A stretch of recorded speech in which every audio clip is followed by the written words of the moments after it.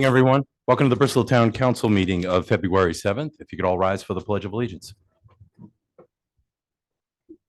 I pledge allegiance to the flag of the United States of America and to the republic for which it stands, one nation, under God, indivisible, with liberty and justice for all. Thank you, everyone. Welcome. Madam Clerk. Chairman and members of the council, the first item of business is the consent agenda. Motion to approve the consent agenda. Second. Motion made by Tim, seconded by Tony to approve. Any discussion? Hearing none, all in favor? Aye. Any opposed? Thank you. The next item on the agenda is the submission of minutes. The first one is the town council meeting of January 17th. However, I do have to make two changes to those minutes. On page 17, page 18, the motion was omitted accidentally. So if I can add Sarah Sweeney voted unanimously to deny the proposed ordinance, and also to correct Dylan, I wrote Dylan Ferrara, so Dylan Ferrera. So if I can make those. You can't hear?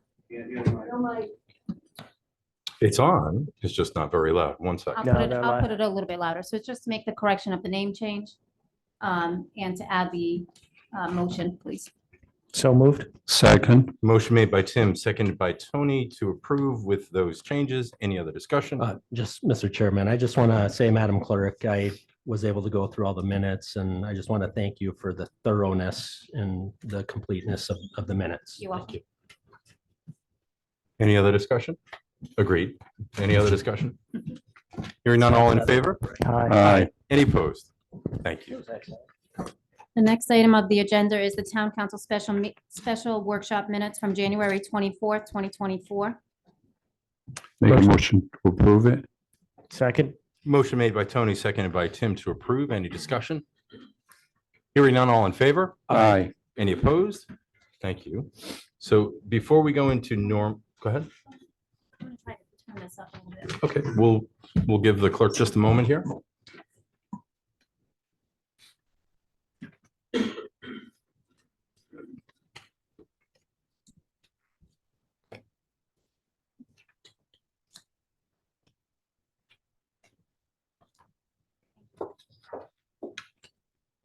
You turn everything up? Oh, yeah, that's much better. I think everybody went up. Okay, outstanding. So I would ask the council if we could get a motion to move H1 forward. So move. Second. Motion made by Tony, seconded by Tim. Any discussion? Hearing none, all in favor? Aye. Any opposed? Thank you. I'm going to give the clerk just a moment because I didn't give her a heads up on that. Mr. Chairman, H1 is PAR engineering for the Bristol Elks Lodge dock update. Thank you. We have representation from the town's engineering firm here, gentlemen. If you could introduce yourselves. Sure. Please. My name is Todd Turcott. I'm with PAR Engineering Corporation. I am the Vice President in charge of the Waterfront Marine Group out of our Foxborough office, out of our Lincoln and Foxborough office. And I'm Brian Dutra. I'm a senior project engineer at PAR Corporation, also working in the waterfront department with Todd up in the Foxborough office. Thank you. So thank you. We wanted to present tonight, and we've got a little bit of a slideshow. But the town has asked us to evaluate a concern presented by the Elks of the effects that the expansion to the marina has potentially created on the adjacent Elks pier facility just south in between the float wave attenuator and the Coast Guard pier. So we were asked to evaluate that and look at the probability of the effects of the wave attenuator. So we're working on the slide presentation just to give you some of the history on it. Thank you. We presented a letter to the town, I believe, which is in the packets that were submitted, giving our opinion on it. And as we get into the slide, we did not do a full wave rendering analysis of the post conditions. We did some very limited wind probability that we'll talk about. But the dock expansion at Church Street started in some conceptual designs in 2013. went into design and permitting by PAR from 2016, with permits received at the end of 2020 into 2021. Construction started on the project in 21, and then the ribbon cutting occurred in June of 22. Just for some areas of site exposure, which created some of the design criteria, was the area is really susceptible from the southwest, and the marina needed to be protected, as the design wave height was a 5-foot wave coming out of there. So the design team that prepared the permit drawings and investigated it decided that a wave attenuator, and we'll talk about what a wave attenuator is for those that may not understand that, was to reduce the waves that were at the site from coming from the southwest into the marina, so that inside the marina, it was a safe berthing and good condition inside the marina. That was achieved by installing and designing a concrete float, wave float, basically 6 feet deep and about 16.5 feet wide. That concrete float is anchored with elastomatic tendons and 16-ton anchors. So what that does is it creates a barrier within the water column, so that as a wave hits it, the wave hits the wave attenuator and reflects back off of it, but then only transmits a small portion of that original wave coming to it. Okay, so it's very effective in this situation. They're very common to affect a good operational marina. Next slide, please. To give some reference as to where the wave attenuator is in reference to the Elks Lodge on the slide, you can see that the wave attenuator is on the southerly and westerly sides of the marina to protect that inside. So it creates the big 90-degree corner out in the water. The Elks Lodge is encircled between the Coast Guard to the south and that wave attenuator. Somewhat tucked in, but also still very susceptible to the southwest winds that the same marina was. So the conditions were no different for there or the Coast Guard pier. That Elks Lodge is a 6-foot by 48-foot with floats on it, seasonal, and they can berth about up to 4 vessels.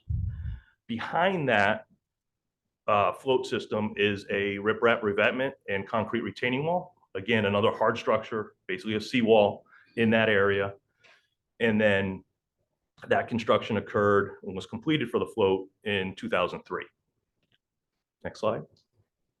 So some of the observed conditions we have documented from, not related to our observations related to this, but you can see on this video, there's a February of 22, a windstorm of about 27 miles per hour out of the southwest, and the floats are performing well. Waves are rolling through. There is some undulation in front of it, but again, that was still coming out of the southwest. That would have been damaging to that entire side of the harbor. Oh, go back one slide, please. So, let's skip one. Oh, good. Okay, that's no. Sorry. Go to the next slide, please. Same one. We'll let it roll.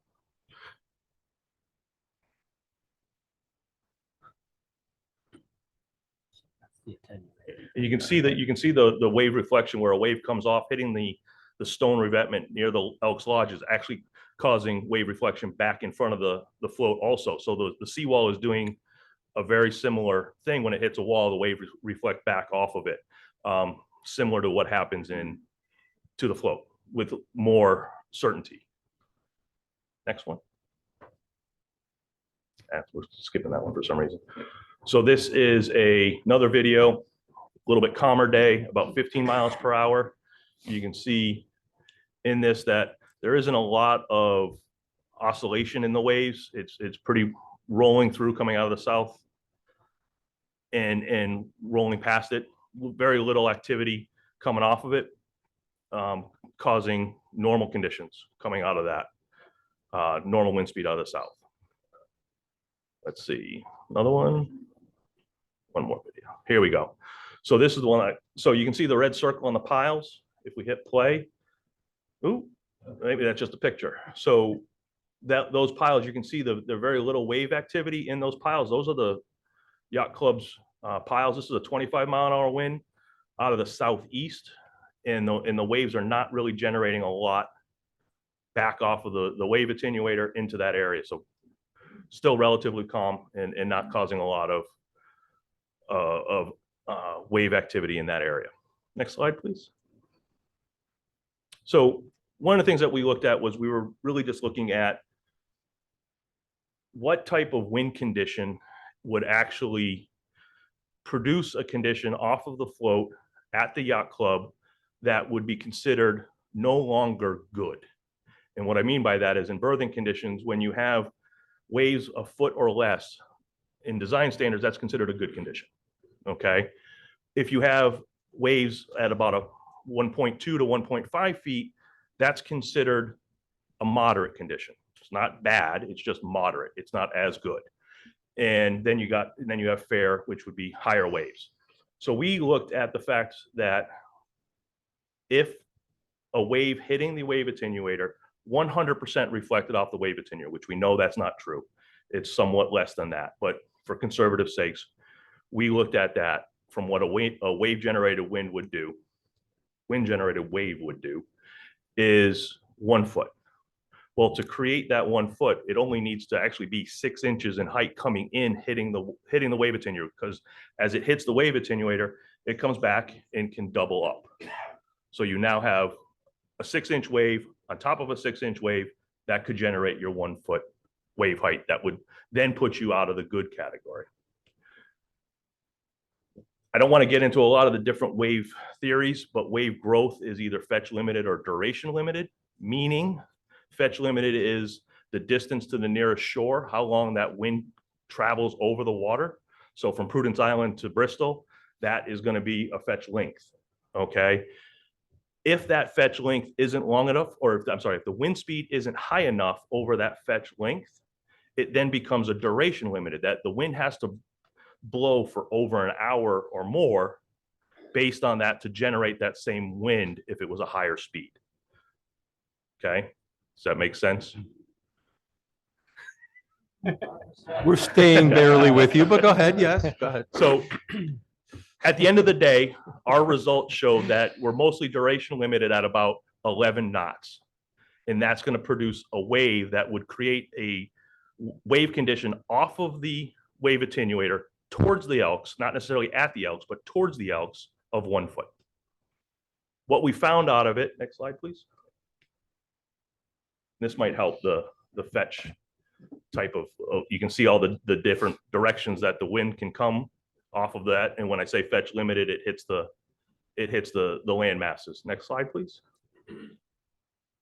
So now with the wave attenuator there, we've decided to take into account that there's going to be a potential a little bit more of an array that coming off the wave attenuator might affect the Elks. Next slide, please. What we did was we looked at what wind speed, how often that wind speed occurs between the boating season. We used May 1 to October 31. Figured that was a fair boating season for normal activity. And because, we used the time of day, we said 7 a.m. to 9 p.m. period.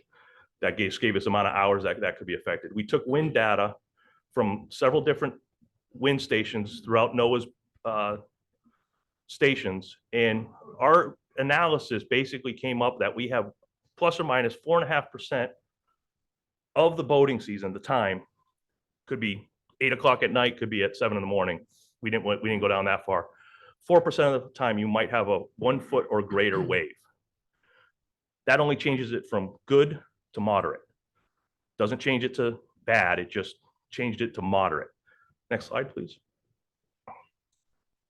So in our opinion, those conditions typically happen out at the Elks. The extent that the wave reflection comes off of how far it comes off of the wave attenuator depends on many factors and requires a much more thorough and detailed analysis. But from the observations we saw And from the 4.5% of the time, which is not a lot, because it could be 0 to 10, we don't really see a lot of effect there. We think that it benefits the reduction of waves coming out of the north. So some little chop in the wakes coming out of there helps them. The other condition that has not been looked at, but we have been informed on, is that the wave fence that's integral with the Coast Guard pier, there's a wave fence under that pier, is not servicing the way it used to be, and it is needed repair. So the area is in that used to be protected by the Coast Guard pier is now having more exposure. So there's multiple factors occurring in that area. Next slide, please. That was it. So in conclusion, in our report, it basically showed to us that the probability is 4% of the time you might have a wave condition good to fair, rather than just good. Other than that, you're moderate to fair in every other condition. And it was a very small window that we saw in our data from the NOAA tide gauges. Over a year of 2023, we limited it to a short period of time to provide that information. So with that, open to questions if the council had any on our report or any other recommendations. Mr. Chairman, I appreciate you guys' attendance here today, and thanks for sharing with us the information about this.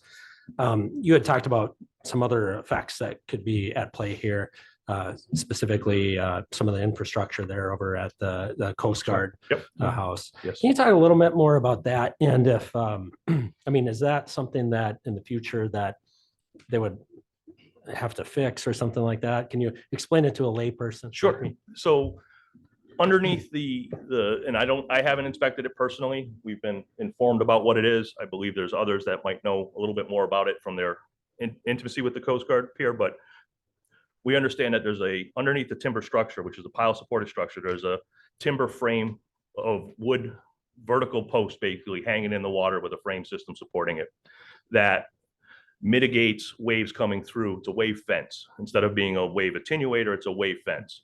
Less effective than an attenuator, but still the same, produces a reduction in waves behind the structure. That has been known to not be as effective. Boards might be falling off, deteriorating, service life is at its end. If those were improved, there might be less conditions coming through that could be also affecting the elk's condition that may be observed. The other part that ties into that also is the seawall directly behind the elk's pier. So there's a lot of activity going back and forth. And if there's more waves coming through the Coast Guard structure, then they'll come off of the seawall also in a different angle. Thank you. Any other council questions? I just had a quick question in regards to the north winds. Yep. In a way, it seemed from the report that the marina would be protecting the elks there, correct? To some In a extent, way? the waves are less active in the summer season, but they're So- still protecting that area from the north winds when you've got a winter storm coming in, and that effect that might have another effect on their facility, their seawall, and their structure. So there is somewhat of another benefit there. So we're isolating it. Really, it's just those southerly winds, southwest, southeast, south, those types of southwest. that come up. And there's really, from your report, what I'm hearing is minor to no interruption Correct. happening, correct, on that? Unless the winds get up to a certain amount of knots. Correct. I mean, Yep. And then at that point, the waves outside of this area would produce waves that would not be desirable for boating as it is. of course, yeah. And I think they saw the video, what was it, 27 miles per hour? Correct. Okay, on that one. And then Councilman Lay asked you the question on the infrastructure, which you answered. So thank you. Mayor? Yeah, thank you. So let me just preface my question that I'm not an engineer nor a boater. So I don't understand like completely like the waves and the this and that. But it seems to me that the last few years have been incredibly stormy years Yes. and very, very, very windy Yes. storms. And so I know a lot of this is that we built the marina and that's, claim is that that's what's causing this, but how much of this could be caused just by the climate itself and the fact that we have these incredibly strong storms lately with the amount of winds that come off? I mean, you had one video of that. It is definitely a consideration in that. We, in our world of engineering, we deal with that more and more now. The flooding that occurs, I mean, we've had just the marina itself flooded, the street flooded almost twice in the past month, which is more frequent than it used to be.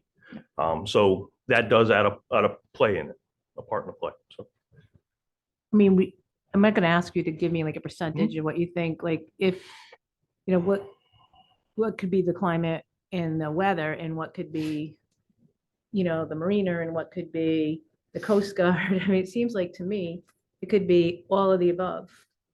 correct. It could be. There's None of there's- the above or all of the above or some of the above. Correct. right? And that's where modeling hydrodynamics with wave interaction gets very challenging when you get into these type of environments. And the frequency changes. And we took only 2023 just because the data is so vast. We felt it was prudent just to deal with some of the videos that we had that we could share in those directions that made sense and it correlated. We can see a difference between different tide stations that are giving us this information: Newport versus Quonset versus Connecticut versus Prudence. All those have different data because of the location and the geometry of that particular harbor or lack thereof. Thank you. Any other questions from the council? So Todd and Brian, if you could stay right there. Sure thing. I'd like to give the opportunity to the Elks just in a moment, representation from the Elks, to possibly ask you some questions about what was just presented to us. I'm going to ask the harbor master to come up. We have a recommendation from the harbor master, and I would just ask, instead of, we can see it, but if you could share it in summary for the public. So, Greg Marcelli, I used to be the officer in charge of the Coast Guard station as well in town for 5 years. So I've been really intimate with that area for the last 15 years that I've lived in Bristol. The wave fencing underneath the Coast Guard dock that goes back prior to I was there, where it was falling down. They did a small project 2014, so slow government to get that done. To redo the pile wraps and do some of the fencing. In the last 5-6 years, that fencing's been coming off, and we've been helping the Coast Guard station collect it throughout the harbor. They're working, to get it repaired. But it's always been rough in there. I said this a year ago. It's always been rough in that area. This year, as far as the agreement we made, boaters from the Elks used our facilities twice. Once was real questionable because he just, at the end of the day, said it was easier for him to tie up to our pier and then walk over there. And the second time, the conditions were moderate. All I could see was on the video when I got the call was on a Saturday. So, and I said, yeah, go ahead. We have the space today, so we were playing the good neighbor, but we observed the docks being used a lot this year, unlike the previous year. So 2023 was really used. Last 2022, it wasn't used as much. So The docks at the Elks. thank you. Yep. So Greg, in your recommendation, if you could just summarize to this council, is to, My recommendation would be that we don't put the wave eater in, or any type of other wave attenuator in, based on the data from PAR. And if we do go forward and keep allowing the Elks to use our docks, we could draw something up formal with stipulations in it. And so all the members of the Elks realize it as well as we did. The one gentleman, he didn't know, he just thought he could just tie up there. So like I said, we accommodated. It wasn't that big of a deal. So, but if you guys continue to want to allow the Elks to use our dock during storms or moderate sea conditions over there, then I just want to get something written up as a document. So not only do they know, but my staff also knows as well. is that your recommendation to continue with the agreement? Obviously, it's ultimately up to the council. I understand that, but It goes either way. Some days I think it's a good idea. Some days I don't. We have a lot of people using the docks. We had a lot of paying customers that like coming in, Okay. That's what pays the bills down there. But I could go with it and continue to let the Elks use our pier. That's not that big a deal. Was their usage, what was their usage? Sorry. Twice. They only used it twice. Yeah. Okay. It was limited to bad weather, though. Am I correct? Limited to bad weather. Any other questions for Greg? It was a tough voting season too, right? Any other questions? Thank you, All Greg. right, you're welcome. Who will be, and it's okay to have more than one person speak, but who would be representing the Elks for this evening? I have 3 people raising their hands. It's not a big podium, so. First, I have a couple questions. Nope. If you would, please come on up and state your name and address for the record. And if I didn't say it already, welcome.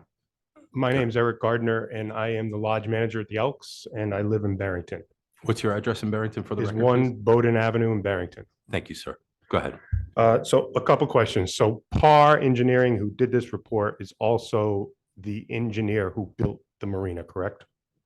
Who was our engineer for the marina, correct? Correct. Okay. They mention a wave attenuator float.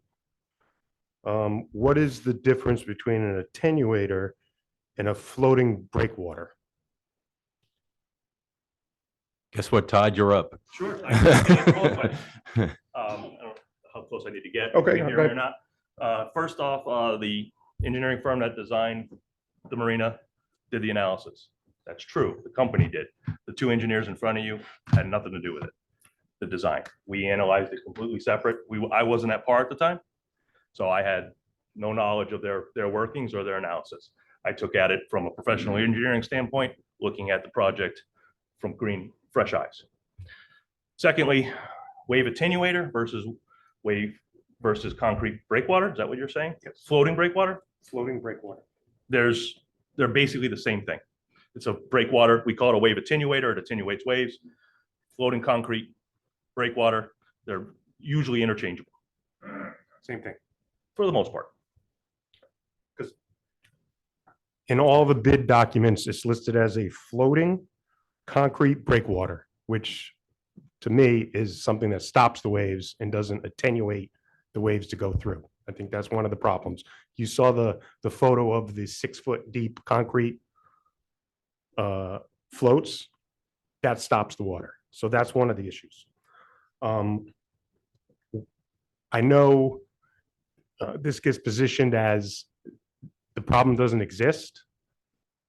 I'm not sure if any of the members, Elks members that are on the council went there this summer to look at it in I'm an person. Elks member, yes. Were you there? Did you come this summer Yeah. when there was, okay, when it was a little bit of wind coming from the south? There's always wind coming from the south, so Okay, I and don't think it was a particularly rough day when I was there. Okay. So because if you witness it, you can see the waves coming off the breakwater and actually going back to the Coast Guard pier, right?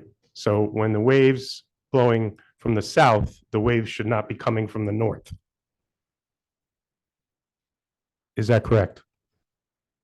Wave attenuator reflects waves, and the difference between wave attenuator is the phrase we use because it attenuates waves. It transmits itself. A breakwater does the same thing. It breaks water from going through. The transmission, we get too technical on it, but the energy of an incident wave hitting the floating wave attenuator breakwater, whatever we want to call it, has a resulting equation to it. The energy hitting the wave attenuator has a wave transmission where there's energy that goes through it. Then there's also wave energy that reflects and creates a wave train going the opposite direction. You're absolutely correct. You have a stacking wave coming back through. So you will get some waves coming all the way back through.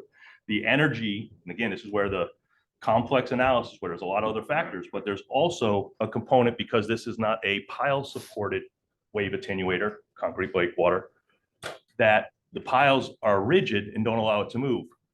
A floating attenuator or breakwater like this has cables or chains holding it, not in this case, it's cables, but they allow it to move. So there is some energy absorption in there. So that adds another component into the equation. We looked at it from a perspective that it was basically a bulkhead where 100% of the wave hit the bulkhead, the wave attenuator, and bounced back. Not any transmitted through where you still see waves coming through inside the marina were absorbed. We assumed it was basically a seawall as 100%. So Todd, so I understand what you just said, I Yep. think. Your math and your report based off if it was going at 5 miles an hour, it came back at 5. There was no diminishing effects. 100% of the correct? wave hitting Okay. the wave attenuator reflected back into the oncoming wave train, which stacks. So if you have a 1 foot wave coming in, hits it, it comes back, they'll cross each other. Those waves will cross each other. And at some times and some points, they stack on each other. That's not infinite as to the distance. There's a lot of wave energy involved in the depth of water and the changes of what's going on as to how far that energy will go back off of the attenuator. But Thank would you. that be the worst case scenario then? In other words, because if you're assuming that 100% is going back. Correct. In reality, some percent, even if it's like 0.5, is being absorbed. Am I correct? Correct. So it's a conservative estimate is another way of saying. Worst it. case scenario. Right. Okay. And we didn't take into any account the wave reflection coming off of the seawall from the Elks coming back into this, because that exists already. But that's another part of it. Thank you. Why was there no impact study done prior to the construction as required by the harbor plan? Todd, can I We talked about this. I wasn't previous at the meeting meetings. that you speak of, but Todd, can you speak to that? I can speak to the fact of the process the project went through, in that there was analyses done and layout done. We had the project had, and I say we, the project had a preliminary determination from CRMC that submitted comments back and what the project needed to meet and perform on a standard. We then had Army Corps submission for permit for the expansion, which had a response of questions of up to 12 pages, I think. Received the Army Corps permit. CRMC had a public forum, had hearings, assent council hearings, responses back and forth, questions, communication. There was never a question as to a wave study of impacts to the Coast Guard, to the Elks. There was environmental concerns that were all addressed, the anchors of the floats, the wave attenuators, to that extent. I will say, when I was at PAR back in the 90s, when I designed one of these very similar ones in Newport, we did that. So PAR has the knowledge of how much activity comes off of these. So the fact of a study specific to this may not have been warranted at that time from those engineers. I don't know that answer as to why that particular team didn't do that. But the design of these is not uncommon in these environments, and the extent of what was to be analyzed is limited to what was presented and requested of the regulatory agencies. So I have just one final statement. Certainly. So Go ahead. we're at a disadvantage here of the Elks because we don't have an expert here. We weren't given much notice about this. We were actually given no written notice. It was verbally passed to a member and then passed to us that this was going to happen tonight. So we had no idea this was going to happen, this discussion. And for the record, this issue was brought to the town's attention over 14 months ago in December 2022, with little to no action until the Elks Lodge, a nonprofit, paid $6,000 for a coastal impacts report to show that there was indeed a problem, not just with the docks, but also impacting our bulkhead and our structure. We delivered the report to the town in May, afforded the town's engineers a month to review it, and the town asked for more time for them to propose a solution. It's now 7 months later, and the Elks were not afforded the same courtesy. We were never notified in writing that this was going to happen, and we are asking for more time for our engineer to review the report and prepare for a public discussion. Okay. Is there anyone else that wanted to speak for the Elks? And I would ask and please come up, state your name and address for the record. We want to avoid repetitiveness, so if it's been covered, Sure. thank you. And welcome. Thank you all. Sheila Belanger, King Philip Ave, Bristol, Rhode Island. I've been involved with the process with the dock committee. I'm an elk member. And also, I probably should add, I'm a Coast Guard captain for 35 years. Thank you for your service. Thank you. Very familiar with the waterways in the area. I attended, when we started, actually, it was before December, because we started attending the Harbor Commission meetings in October 22 with our concerns.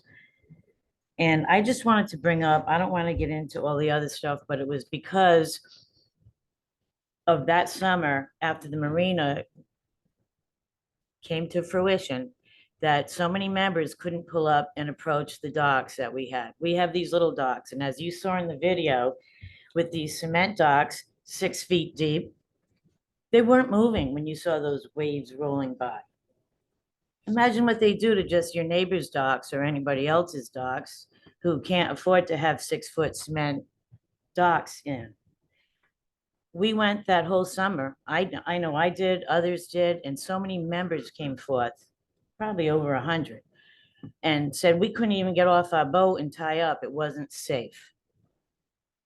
So this past summer, we hardly had any wind. So it was a great summer to do a wind study, sorry, because it was great.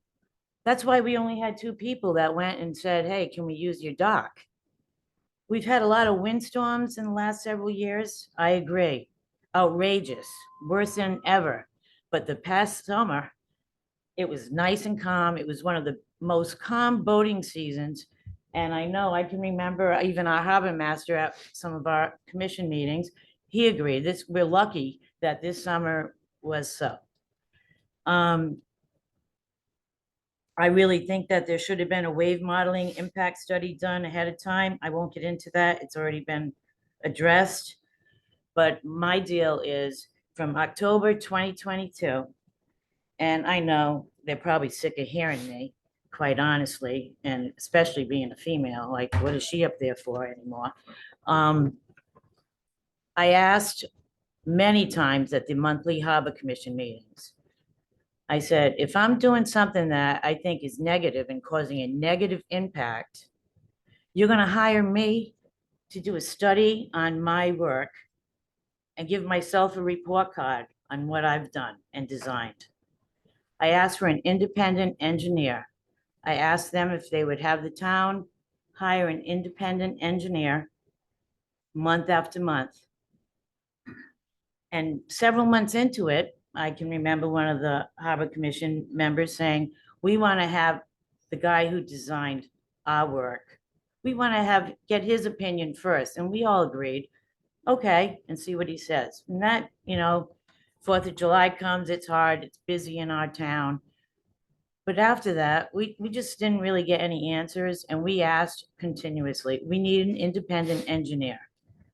And it's difficult to get money to hire an engineer, which we did.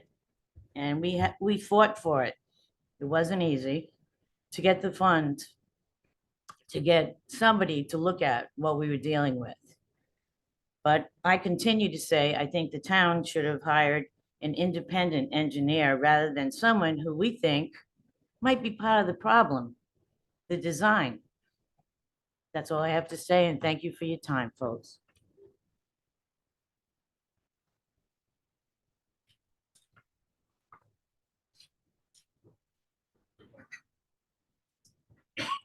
Good evening. My name is Timothy Palmer, and I live at 7 Church Cove Road in Bristol, Rhode Island. Welcome. There was one thing that I think was very important about the study that I think was a mistake. That the period of time that they looked at for the wind study was 7 a.m. to 10 p.m. People don't go to the Elks Club at 7 a.m. It's an afternoon and evening type of place. I'd say 4 to 8 p.m. We all know from living in Bristol that the time of day when the wind picks up, the sea breeze in the summer, is in the afternoon. The land warms up faster than the sea. The air rises, it sucks the wind in off the sea. So your period of the highest wind when the elks want to use their docks is 4 to 8 p.m., somewhere in the afternoon and evening. So if you're going to use the data, I would say refine it and, look at when it's actually used, not mitigates the impact of the wind. Thank you. Thanks. Todd, did you want to respond to that? He's not inaccurate as to the different wind speeds at the times, but it's when they're using them. We took the boating season and the boating day, right? As to when is it affected? There are a lot of times where we had heavy winds in the morning. It varies. And yes, we took 2023. We limited data just to deal with it. That was most recent. We had the most photos. We could go back, 30 years. We've got data for decades, but it's a matter of, how much effort we were going to put in at this time to just come up with what our opinion was on what we saw. So Todd, did you averaged out the wind speed over the course of a day? We took segments of the day, actually, that where that occurred. Okay. So we took every 6 minute intervals. If it maintained that wind speed when it was duration limited, because when it gets that slow, that's when it becomes more duration limited so that the waves can build. That's when we looked at that data. So, and it's 6 minute intervals. So we're averaging it over an hour of 6 minutes. So basically 10 readings for an hour for each average.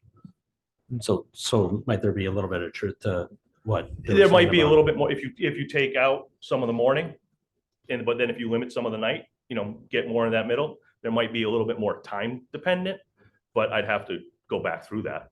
Yeah. I mean, it seems like, as long as we're being conservative and on some of the math that we're using and that on that, it'd be helpful to be a little Right. conservative. We felt we weren't told that they only used it in the afternoon.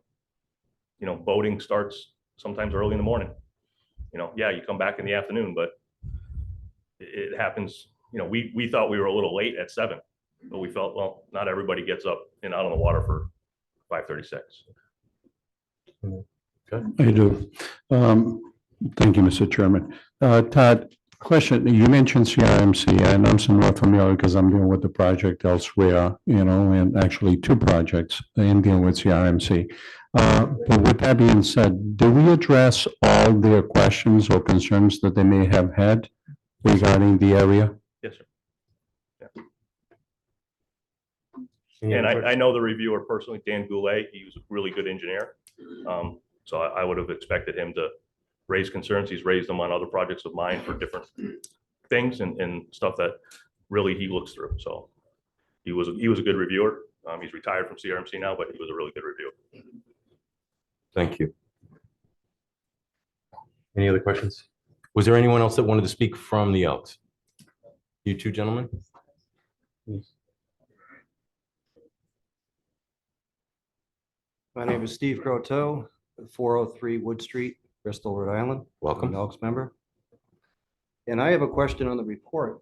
And there was a couple slides that you had on the report. I need you to And point this way if you There was a couple would. slides that you Thank had on the report. I have a question on the report. And I'm wondering if I could put up one of the slides, and that was where it was a stormy day or a very windy day. And I wonder if we can look at that for a moment, because I have a question on how your explanation of how reflection of waves doesn't affect the Elks bulkhead.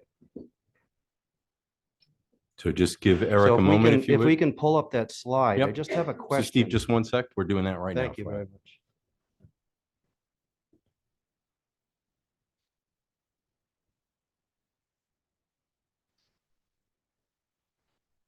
Yeah, this is it here. Now, I understand there's a bunch of waves there, and they're coming in from the southwest, which is the most vulnerable time. Correct. And what I'm seeing here is that now there's reflecting waves coming off of your wave generator, which is coming back and hitting the bulkhead right here. It's hitting our bulkhead again. It's hitting it right here again, and it's coming from the northwest. And here it's coming from the northwest. So you're talking about reflection of waves, and when the wave reflects, it actually doubles in height. So you have 1 foot coming in, 2 feet coming back. We've got it coming from the southwest, and we've also got it coming from the northwest. And I'm wondering how this does not affect us at all, or just at a minor state. And can you explain how that is not more than 3 times the force coming back on our property? So Steve, if you could give him a moment to have the microphone and explain. Thank you. Thank you. No, the reflection is occurring. It's coming off at the angle. I'm not disagreeing with that whatsoever, one bit. There's also what you're seeing in there is also a reflected wave coming off of your seawall and bulkhead going towards the wave attenuator. So you've got also a wave attenuating, reflecting off of your seawall, also increasing wave height. So your seawall is doing the same thing. It's compounding and it's a little bit higher in that area, but you're also creating just a higher level sea state, not necessarily a breaking wave or a harder wave hitting it. You're creating a higher level sea state in that condition, which is not a boating condition to begin with. It's a seawall condition, but that condition is not a breaking energy. It's a wave height condition. And you're not. Well, I have a rebuttal. Yes, go ahead. I understand that it's reflecting off of our seawall, which is always reflected off our seawall, and it never created that condition until this wave generator was put in. So it's not me or us creating the condition, it's your wave generator creating that condition, which wasn't there to begin with. So that's how I see it. And there's another slide that I want to see also, which is a slide where you have your wave, and by the way, I compliment you for having a nice calm place for the other boats to stay. It's nice and calm in there. But there's another slide I'd like to look at, which is before and after. You have 2 slides together, and they're before and after, side by side.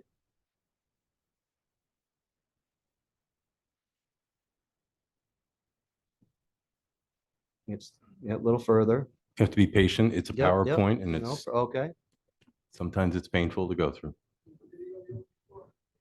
No, it's 2 pictures side by side. I want to say it's like slide number 2.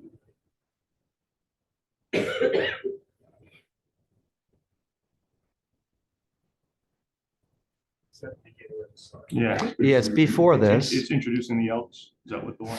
But ask your question as we pull it up, so we're efficient here. Go ahead. What was the question on this? So the question right here.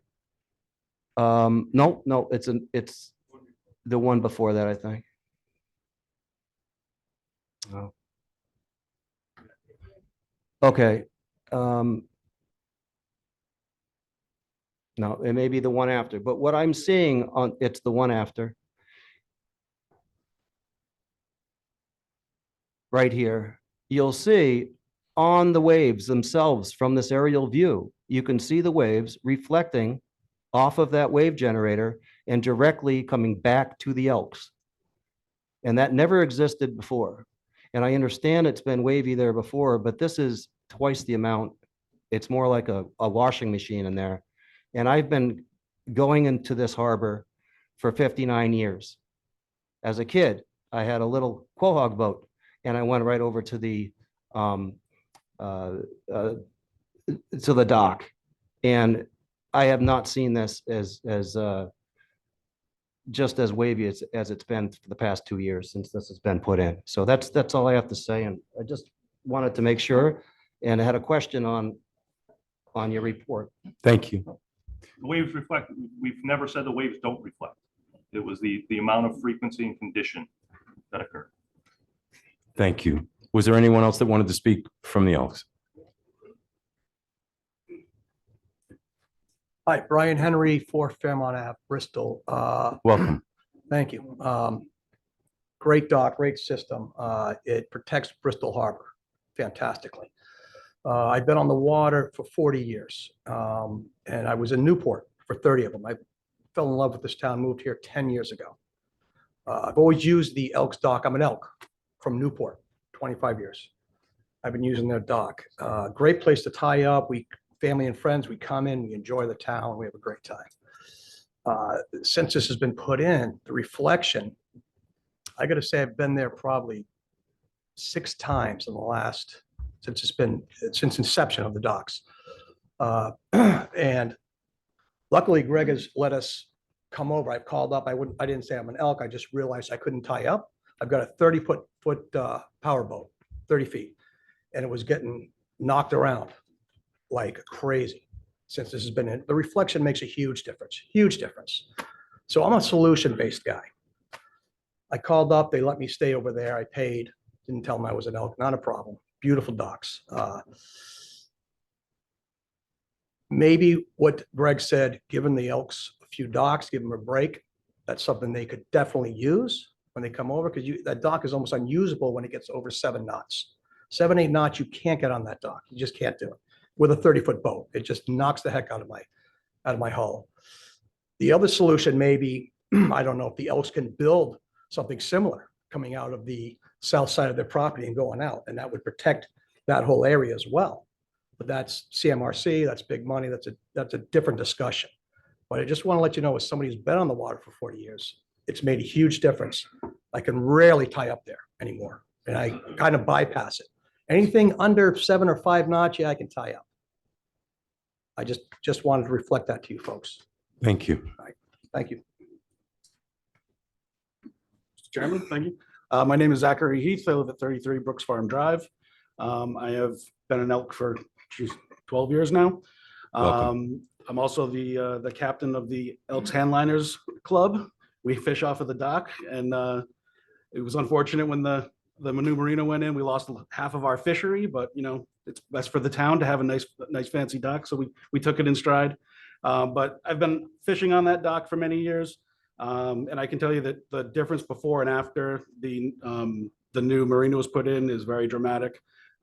So this is a great theoretical study in mathematics and done on a piece of paper, but I'd encourage you guys to come down and stand on the dock with us for a half hour and see what the waves are really like. I'll bring the hand lines and I'll buy drinks after. Thank you. It's the best offer we've had all night. Thank you. Thank you. Was there anyone else?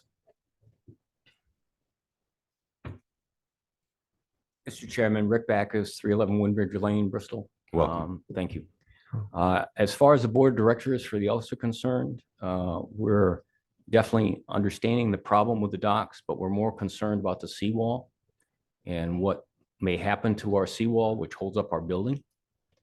And that's something that, while the study was done very well to talk about what affects the docks, it doesn't really discuss that problem. And again, as was earlier mentioned, we unfortunately found out about this at a regular short period of time and would not be able to get our engineers here for them to have reviewed this study.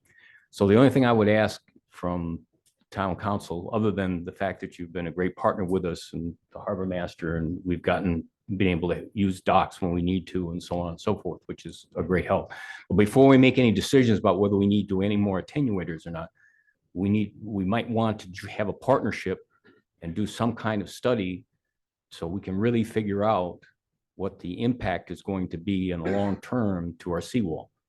Because again, the Elks are going to be responsible to try and do anything to keep mitigating any destruction of that seawall so we don't lose our building.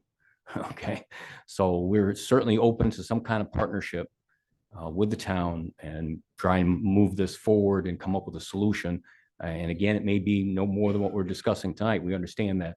But I know what I would like, as far as the Elks are concerned, to be able to say, well, we did a good study on this. We've come up with whatever is going to be the answer that we can help attenuate whatever problems are going to be, and that we can move forward. Thank you. Is the foundation in any severe jeopardy? We are receiving pictures already of the seawall becoming deteriorating because of the waves. Now, we can't tell you whether it was as a direct result of the marina going in. This may have always gone on. That's why we need to have a study. But clearly, as Steve pointed out, you can see that there are waves coming back now from the new marina attenuating that's hitting our seawall, and that's going to be something of our concern. So we're more than happy to have a partnership going forward to kind of get a final answer and try to work out this situation. Because again, end up going to be responsible to build its seawall back up and keep our building from going in the water. Thank you.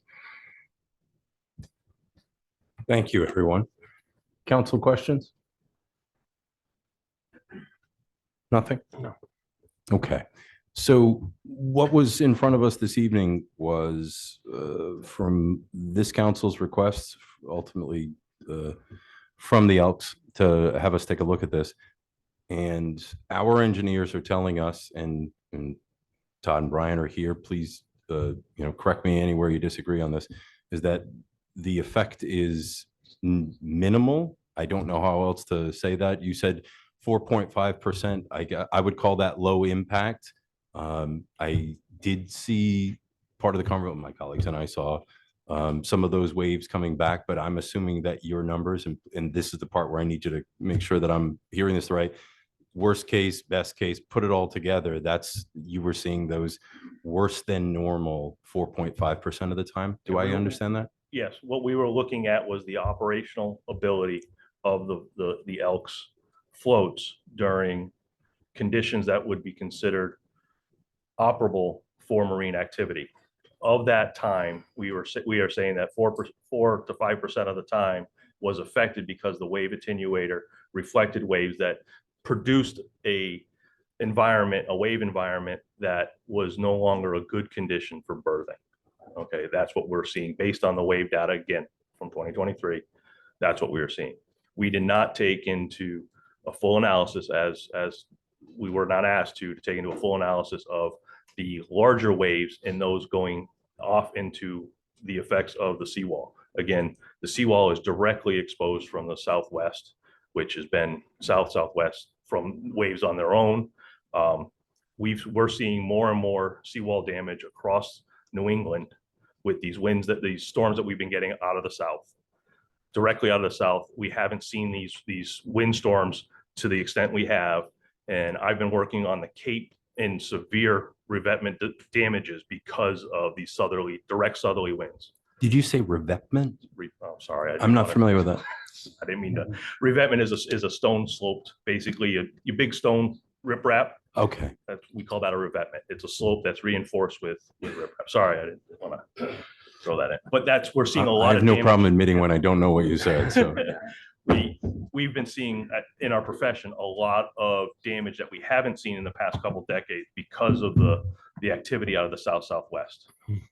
Even up in Providence, they got severe storm damage up at India Point in that last December storm that we got. Those are things that we didn't see a lot of, but have increased in frequency because of the direction of the wind. When you get a nor'easter, it's a completely different animal. Different sides of the harbor get hit. We haven't seen the south as much as we have in the past couple of years. Okay. So to kind of put a bow on this, what we're being told from our engineers is that there is no major effect. There is only minor effect, which is, and please, again, correct me if I'm wrong, is that we've had lots of dialogue about a wave study. You are telling this council in the town that what's going on there does not justify spending how much for a wave study approximately? Depends how detailed you want to actually get into, but it's on the orders of probably $30,000+. Okay. So $30,000 and you're telling us that there's no justification for that. We're saying that operationally, the effects that the Elks would see based on those operational winds, there wasn't a significant impact, an adverse impact to that operational window from the wind. A further study could show that there might be a little bit more of an effect based on some of the late afternoon studies if we would go that detailed, but we have to go through a lot more wind data. We would actually have to do a model of the harbor, take into account the effectiveness of the Coast Guard, take into account the geometry of the seawall, wave attenuator, and do an actual model of it and come up with that oscillation. Okay. So this council is charged to take a look at this and say, does this make sense? And we're being told by our professionals that no, it doesn't. I'm taking what you said and making it a lot smaller. Would I love to study it? Sure. So, but I don't want to spend the town's money. So, and that's the other part of it, is that we're also charged with making good decisions. And is it appropriate to spend taxpayer dollars? Some of you here are Bristol taxpayers. Does it make sense for us to spend that money if everybody that we are trusting, our engineers, our harbor master and others are telling us, no, it does not? So we're in a conundrum because we can see you all sitting there saying, yeah, but, and then we look to the people who have the engineering stamp and they're saying, no. And we're looking at the people with the Coast Guard and Harbor Master history saying, no, it doesn't. So no, let me finish. Certainly all of you had your opportunity. That's where we are at. If this council saw an opportunity for something else, I'm absolutely open to that dialogue. But I think I don't envy my position and I'm in it right now. But I don't hear justification to use taxpayer dollars for a study that we're being told is not appropriate to do. Colleagues, Follow up on one quick thing. please. You know, I was thinking about, what the next steps might be and, how people could work together to maybe figure that out. So pretty much, Rick Backus pretty much hit my thoughts on the head. Yep. Now, I think whatever we do here tonight with this, whether it's put off to another time, if it's like receive and file, I think that maybe you need to come up with like a proposal to us as to like what your thoughts are about like a further study. Because you have your building, we have like the apartments going in, and we have, there's no question, everybody knows there's erosion every single storm we have and what's going on. It may or may not be 100% on the town. It may be like, we heard tonight the Coast Guard thing is falling apart. Well, that's federal government. Getting them to move is like a lot harder than getting us to move, And we're hard to move. So. But there's several people who have worked with the federal government, like including you, Rick, with them. So I think that you'll be able to I do think we need to probably take this further. I mean, I don't know how your building's built, like that you're going to be in the water. Like, what is that projection? Like, half of my tunic is going to be in the water. Some of it already is. So I think we need to probably pursue your idea further. And to me, it seems like you, the Elks, need to come back with a proposal as to like, you can do it with like our blessing, or you can just say, we're going to study it. The Elks are going to study it and we want the towns to participate in the study.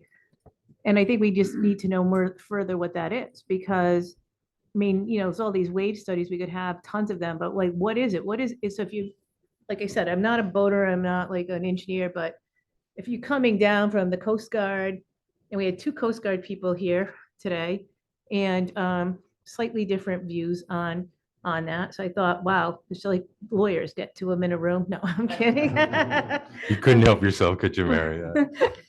But so this is like a bigger issue than the issue of did our adding this new marina create this problem?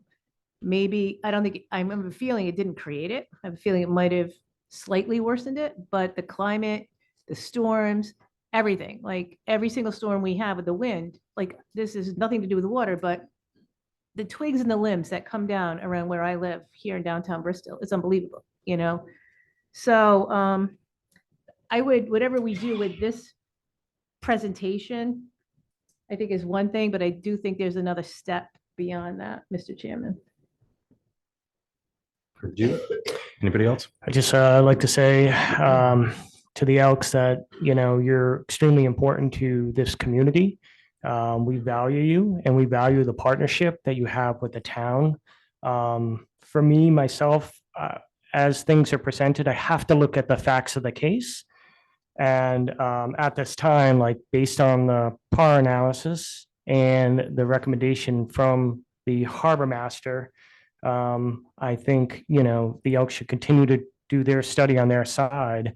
But Mr. Chairman, I would move that we make a motion to receive and file, but with the caveat that we still leave those slips available for the Elks as we continue to partner with them as they work on their side, on their study. I'll second that. Discussion? Well, I just wanted to just one quick thing. Certainly. And that is, your study, or if you want to bring it forward to the council again, but as a separate item to go further than we're doing right now. Because we'll just take action on this report. The other thing that I forgot to ask, if you don't mind me just Please, asking now. go ahead. I forgot to ask if there is documentation that the Elks has of what this looked like before. So you're saying, so I mean, we see all these sort of time lapse things over, like bigger issues around the state in the region. Do you have photos or anything else of like, well, the waves came only this far, or the seawall was like this 10 years ago? Do you have any of that at your place? I'm not aware of it. I think that's part of the issue, like, is how do we, I mean, I Comparison. really appreciate the information of all the people who've been on the water for like 30, 40, 50 years that have seen that. That's like their actual testimony, and I believe that they've seen that change. It'd be nice to be able to capture that somehow, and even if it's like you're moving forward now, starting it now and going forward, I think it would be very beneficial to make the point. So, okay. Yeah, just Mr. Chairman, I support the motion that just went out. I'm prepared to vote yes for it. I mean, ultimately, we have three competing explanations here about what's causing some of this activity. I think it would be really helpful for me if something is brought forward at some point that rules out one of these three possibilities and allows us to learn a little bit more about what's happening here. Do you have anything? Just briefly, the fact that we're still willing to partner, and serve, assist in serious situations where your dock is not available, obviously, we're still willing to step in. As to further study your area, I sort of agree that you may have to do that, or you should, to demonstrate what the concerns may be. So I agree with my colleagues. I think if that was, I'm always open to new information. If you're going to show us something that is other than what we've seen, more compelling, if you will, I'm absolutely willing to listen to it. But I'd like to make a couple of points. One is, Todd and Brian, thank you for the time. Not an easy place to sit, and I've got the table in front of me. You got nothing. So did an outstanding job. There was a comment earlier. I know it came from frustration about questioning your motivations and why. For the record, I do not. For the record, I trust the people that the town pays for. I have no reason to think otherwise. And I look around at our engineers, and we have our solicitor is hired. I trust him. If I did not, and if my colleagues did not, we would not hire them, because they are an extension of us and we are an extension of you. And if they were not giving us what we believe to be true information, they would not be standing there right now. They know it, but you also need to know that we do trust you, okay? And again, I take that comment the way it was made out of frustration. So I wanted that for the record. Again, I wanted to say thank you. Lastly, Tim made the motion, Tony seconded it, which said that we would continue offering transient dock space when it's available. But I'd like to have that motion also include a suggestion from the harbor master that it has a much more defined. So the expectations are clear on both sides. A written policy. And maybe we can refer that portion of it to the harbor master through the administrator's office to make sure that those things are handled appropriately. Everybody okay with that? Yeah, I'm happy to amend my motion to include that. So moved. Second. Any other discussion? All in favor? Aye. Any opposed? Thank you. Thank you Thank all you. for your time. Thank you.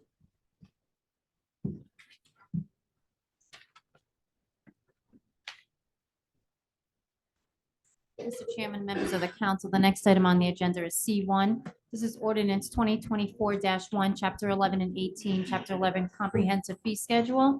And this is for the Bristol Park and Recreation special event fees. A motion to approve the second reading. Second.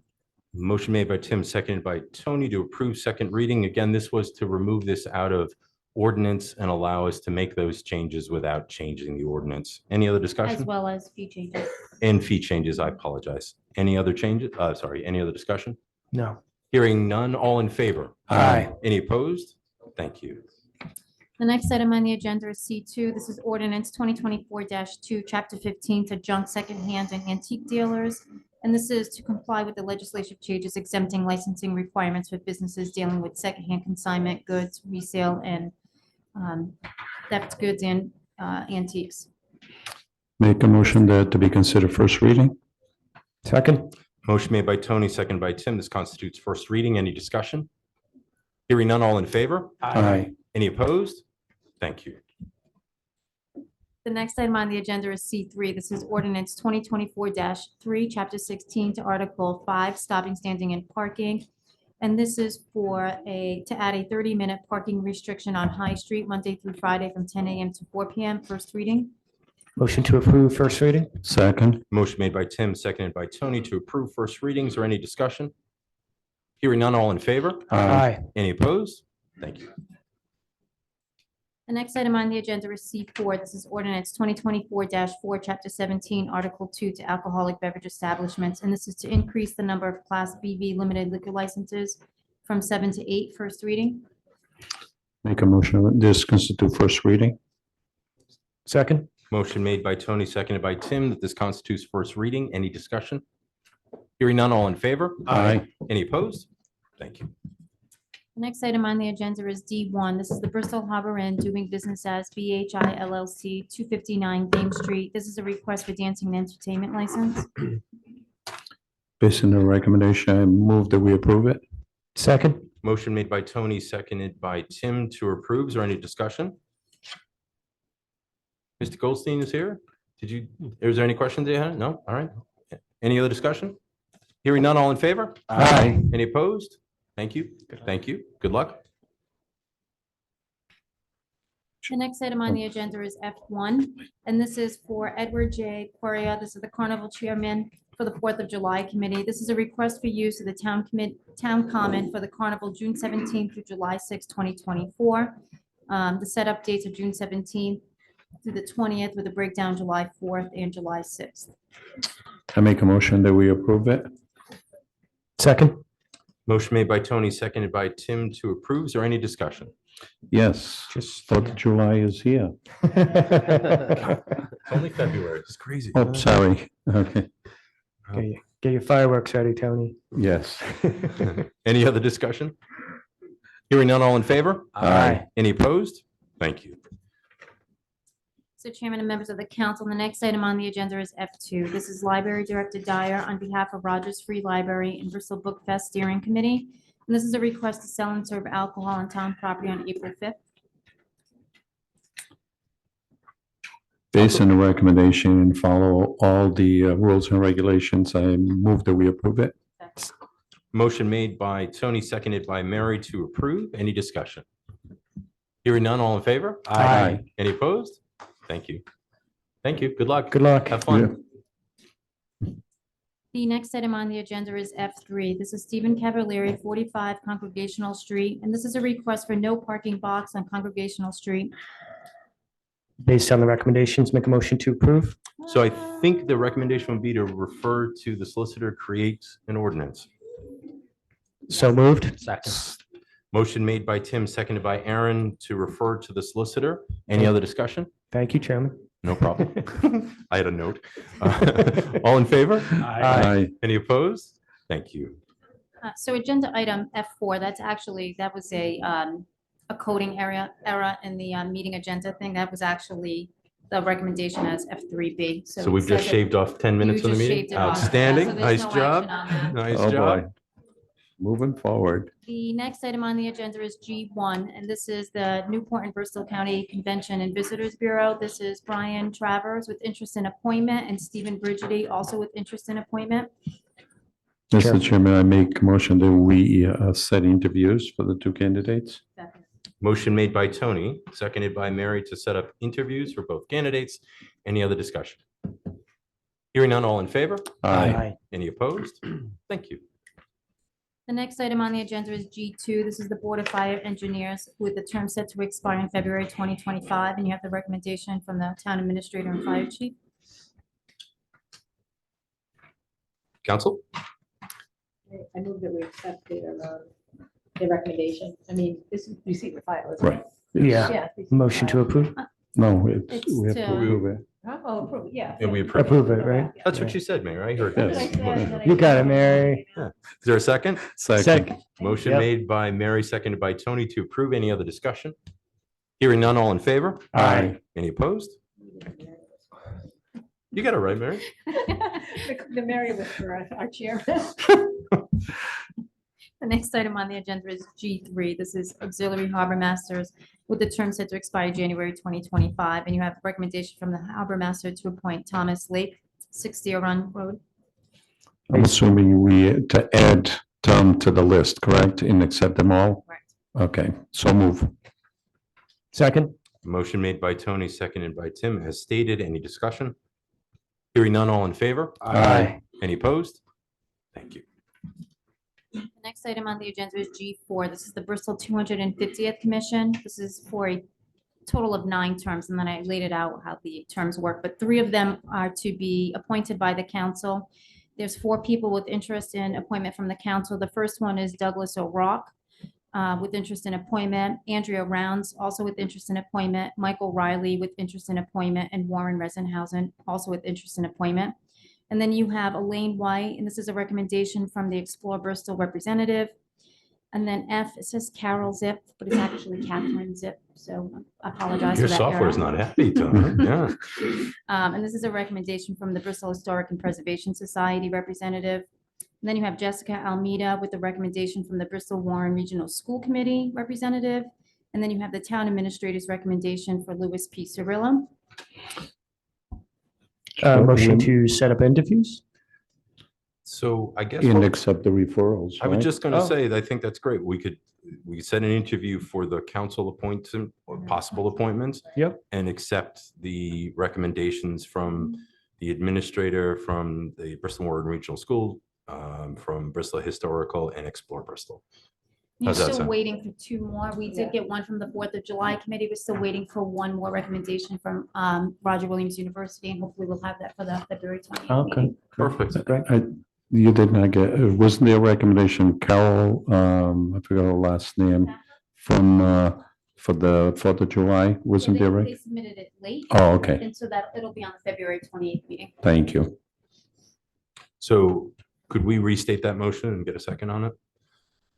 Motion to set up interviews for A, B, C, and D, and then the motion would be to accept the referrals, E, F, G, and H. Sec, Motion made by Tim, seconded by Mary as stated. Any other discussion? Hearing none, all in favor? Aye. Any opposed? Thank you. The next item on the agenda is G5. This is the Assistant Harbor Masters with terms set to expire January 2025. And we have a recommendation from the Harbor Master to appoint Sean McCormick, James Vieira, and Michael Mazzone. with the additions and the recommendation from the harbor master, I move that we approve it. Second. Motion made by Tony, seconded by Tim to approve. Any discussion? Yeah, I actually have one. James Vieira used to be on the fire department. He just retired. That's the kind of people that we have in Bristol. They retire and then they get involved in a board. So we are Very awesome. truly fortunate, and he's an example. He's not the only reason why we're fortunate, but he's a great example of such. So any other discussion? So true. And he's a good fit too. Yeah. Yeah. Nice. All in favor? Aye. Any opposed? Thank you. That's the end of the board appointments. Do you want to say anything before I move Should on? I? You don't have to, but. I usually do, right? So I do it every single time. I'm going to do it this time too. And thank you for reminding me. This council says thank you to all the boards and commissions. There was, gosh, the way that we started this meeting and the amount of conversation that was about the water and the docks had a lot to do also with the Harbor Commission. That's an example of people giving back their time and energy, and sometimes a difficult conversation. And they do it for no dollars. They do it because they love the town. And we are truly fortunate. I was joking around about Jim, but I really mean it. We are truly fortunate, and this council says thank you. Definitely. Mr. Chairman and members of the council, the next item on the agenda is H2, and this is Stephen Brigidi, 93 Highland Road, and this is for the presentation of the selected design sculpture for the Bristol Middle Passage Port Monger project. So welcome, Steve. I know that this has been in front of us before, and we have been, well, we had a lot of dialogue about its appropriateness and then its placement. Council has approved its placement. And this evening, we're discussing the highest vote getter and what is being proposed in front of the council and asking for approval on that. Should I call it a marker or a statue? You tell me. What is the correct? Well, it's a sculpture essentially, Mr. Chairman. Thank you. But those other descriptions do apply. Please. I want to thank you all. It was 18 months ago that we were here and you graciously approved the site. So this is the follow-up. And I presented some points about the process that we went through. A call for artists that we went through with guidance by the State Council on the Arts. I don't need to elaborate unless you ask me to. We had an independent panel choose 3 finalists. Those models were placed in the public library here, and we got an outpouring of support, overwhelmingly positive comments. In fact, if you care to, I have copies of those comments for the record. But we were very gratified to get that kind of response. So the purpose of tonight is to present to you the finalists, the artists that we have chosen with the public input, and that we want to present it to you. And the artist himself, Spencer Evans, is here, who will address you briefly and answer any questions that you might have. Just prior to that, I'm a member of the board. We did organize as a 501c3 nonprofit not quite a year ago, and so we became more solidified, more serious, and we realized the magnitude of what we're taking on and the need for grants to be applied to and people to talk to and regulatory. And we're, after tonight, with your approval, we would then proceed with our own HDC and the other state agencies as required and do everything as necessary. So with that said, if I may just briefly call up, please, our President, Bernard Freeman. And I'll be happy to respond to anything further if you need to. Okay. Thank you, Mr. Brigidi and Mr. Coluro, and members of the council, Ms. Cordero, Mr. Solicitor, and Mr. Contenti. It's a pleasure to be here to present to you the artist that won our competition. We had a very extensive competition. We had 3 finalists, and the artist that has won the competition. We had a great event on Sunday night at the Pivotal Brewery, and he was the model was unveiled, and you have the model here for you, and Mr. Evans will talk about the model and what it represents. I think it's no secret that there was a tremendous transatlantic slave trade. What is not well known is that Bristol played a very important role in that, not so much a good role, but an important role in that slave trade, including maritime commerce, the building of ships, the manufacture of rum and sugar and other things like that. The slave trade had an impact, and the commerce that developed from it had an impact, direct impact, both on Africans who were brought to the Western Hemisphere and on indigenous people who had lived in this area for over 10,000 years. And so the model presents that. And we proposed in September of, I think, September 21st of 2022, you set aside land in Independence Park for the construction of a memorial to that, those events here in Bristol, and this model represents that. Mr. Evans, who designed the model, has a Bachelor's of Fine Arts from the University of Missouri, a Master's in Fine Arts from the University of Texas, and he's an assistant professor at RISD in Providence. He has had 6 solo exhibitions and 10 group exhibitions since he gained his degrees. There's a long list. I think you may have his resume in your packet, a long list of presentations. And so without further ado, I'd like to introduce to you Spencer Evans, who can talk about the model before we ask you to take a vote on our proposal. Mr. Thank you. Evans?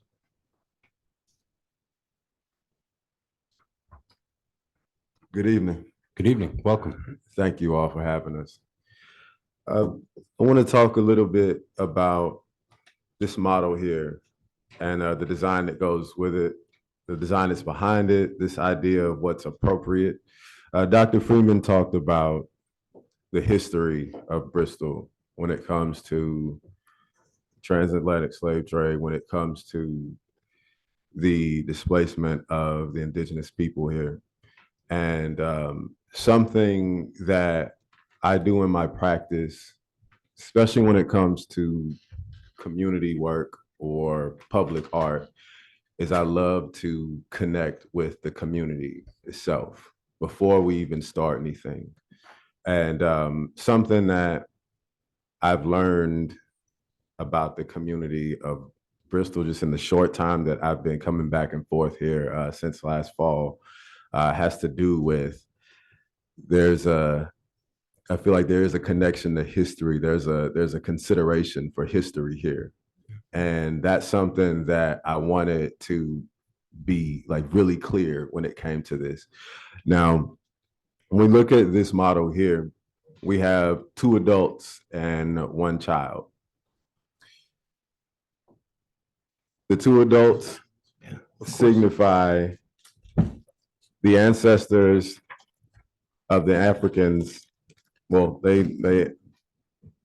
my ancestors, I would say, because I am a descendant of enslaved Africans. And then, so that would be what the male adult signifies. And the female adult will signify those of the Pokanoket tribe.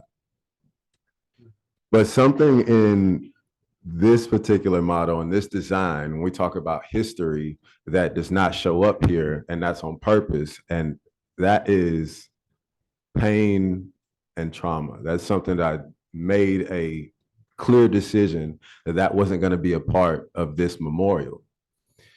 What I wanted was for the true identities of these groups to be intact, because when I talk about this connection to community, being a part of this, is I want there to be a good feeling about what happened and how these groups were able to move forward in this, right? How this did not destroy these 2 groups.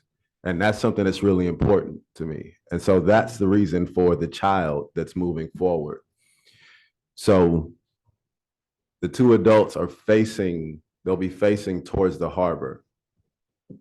And then the child will be running kind of inland with this free, carefree, light disposition. And that is to speak on the hopeful future that comes from this lineage. I've been asked questions about my intent for the future of this, or like what kind of effect might this have on the community. I've been asked questions about whether or not I want guilt to come from this. My answer every time is that there's no room for guilt in this. This is all about hope, strength, and resilience. I also talk about how neither of these groups can actually do anything with guilt. So that's something that if there was anybody that had a question about that, that is my answer for that right now. When it comes to monuments or memorials, statues, anything that may show an idea or someone's likeness, there's something else that shows up other than just that physical thing there. There's an idea that moves, that whatever shows up is something that stands the test of time. What stands the test of time, you then grow a relationship with. With human nature, we grow a relationship with something, we then care about it. I'm always thinking about what we see when we look at someone's likeness that has been created. It's my intent that someone could either see themselves or see a community member, someone that they can connect to. Because with something like this, with monuments, memorials, these are something that lasts longer than the people who made it. They last longer than those who were there when it was made. And there's a element of future that's connected to that.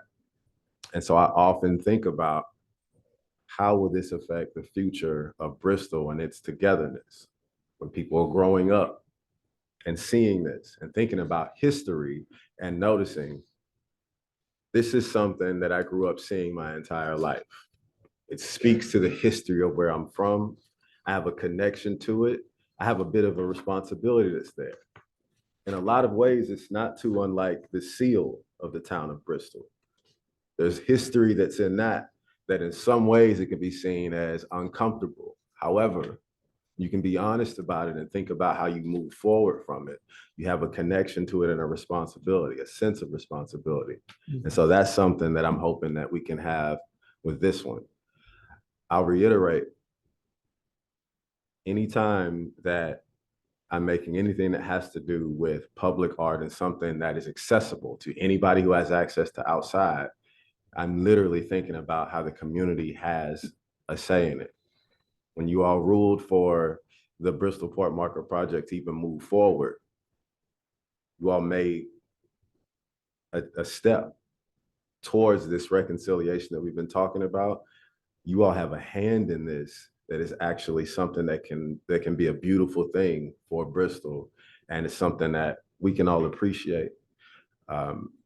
So that's what I'm thinking about when it comes to this, is being able to look at this and find ourselves seeing either who we are or seeing a community member, and being able to actually engage with it and think about who we are as a community and continue to move forward. So I thank you for your time, and I'm open to your questions. I think the statue is so moving. I especially love the child facing the new sun arising as a new day, a fresh start. Definitely. Kind of, we have the past that kind of represents that involvement with slavery and human injustice, but it kind of pulls in that present where, you know, that marker allows us to sort of reflect. It allows us to educate and discuss what has happened in the past and heal from it, like you talked about, not about the guilt. And then it just sort of represents too that there is still modern day slavery out there, right? I mean, there's still child trafficking and all that. So it still kind of represents, so it kind of hits on everything. So I just think you did a fantastic job. I want to thank the Middle Passage group for their hard work getting us to this point. And Mr. Chairman, I would love to make a motion to approve the statue design. And thank you. I'll second. Discussion? I just had a couple of practical questions, if you don't mind. Sure. And what I didn't see in here, and congratulations, this is a great project, a beautiful job Thank you. here. What is the size of these sculptures going to be? They'll be around 6 feet. That's why I kind of said that to myself. The adult ones will be around 6 feet, yeah. I said it to myself. I was like, I'm sure that's what they're going to be. Okay. Mhm. And the other part of it is that, is there going to be some plaques or like a story, like a little bit of the history of the slave trade in Bristol and the connection and everything that you've summed up in both writing and what you summed up today is what this is about? Yes, definitely. So we're thinking of having a plaque that would be there that would be a summary, but we also would have a QR code that can send visitors to a more in-depth history. Oh, awesome. That's one of the things that made this design what it is, was some of the people that I sat and spoke with who have like a super deep history in both of these demographics, one being Tracy Dancing Star and the other being Keith Stokes. That was something that we can actually send people to those histories, and they'll be able to pick up on that. Great, thank you. Okay, Mary asked the size about material. What is it going to be made of? Bronze. Bronze, okay. Yeah, just Mr. Chairman, before you conclude, I just wanted to just take a moment and acknowledge a lot of the work that's been done on this. I know that things like this don't come to us without a lot of hard work.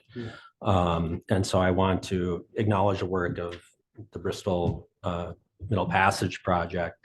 I want to thank Dr. Freeman for his work that he's done and for coming to us at many meetings. I want to thank the library for hosting these monuments or the replicas of them. And then lastly, I also want to point out that there were 2 other really good monuments as well. And there was a lot of labor and effort that was put into the creation of those as well. And I hope that some of that effort can be used to maybe add those maybe somewhere else or something. So, but lastly, I gotta say thank you to Professor Evans here. Yeah. The work that you do is really important, and you've put a lot of thought and heart and love into this. And it was probably my favorite one, I'll have to admit. But I think it sends a very powerful message that can be interpreted by anybody, but whoever's interpreting it can come to their own conclusion about what this monument will mean. But I think you should take a lot of pride in the work that you've done here to create this. And we're looking forward to seeing it at Independence Park. Oh, yeah. Yeah. Can't wait for that day. Oh, yeah. So my colleagues captured it quite well. And just a couple of other words. It's this, I really like this, and seeing it up close is, I think what I like more about this is your explanation of what it means. And Mary said it, you've responded to it, but I think that is infinitely important to convey the words that you just shared tonight with this. So when someone is by themselves, they don't have narrative that we had the fortune of getting directly from the artist. And side note, I don't know how I play music, and when I play in front of people, I get a little bit nervous on it. So we're staring at something that you've made, and it's tremendous. But I think it's outstanding, and I think it's very appropriate. But I also think, again, so important to have the words that you've just shared tonight, because I think this is wonderful. I think your words were even more powerful. Thank you. Thank you for that. I have to concur, just looking at the sculptures, you say, okay, yes, but, okay, and you filled in the blank, so that was very, very nicely done. Well done. Thank you. Thank you. We had a motion and a second. Is there any other discussion? Hearing none, all in favor? Aye. Any opposed? Sorry? Somebody had raised their hand out there. Oh, did somebody raise their hand? Discussion? May I? Of course.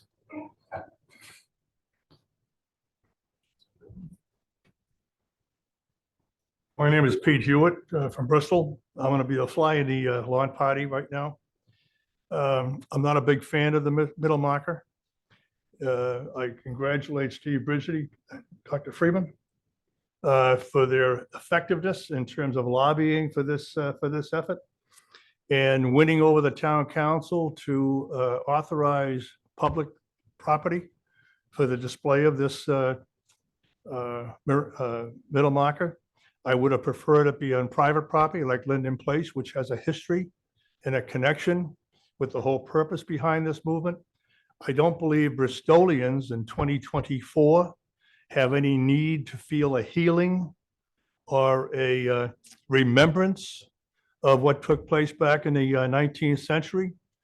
And I do think that this whole project is more inclined to impose upon Bristolians of today a guilt for what perhaps transpired back 150 or so years ago.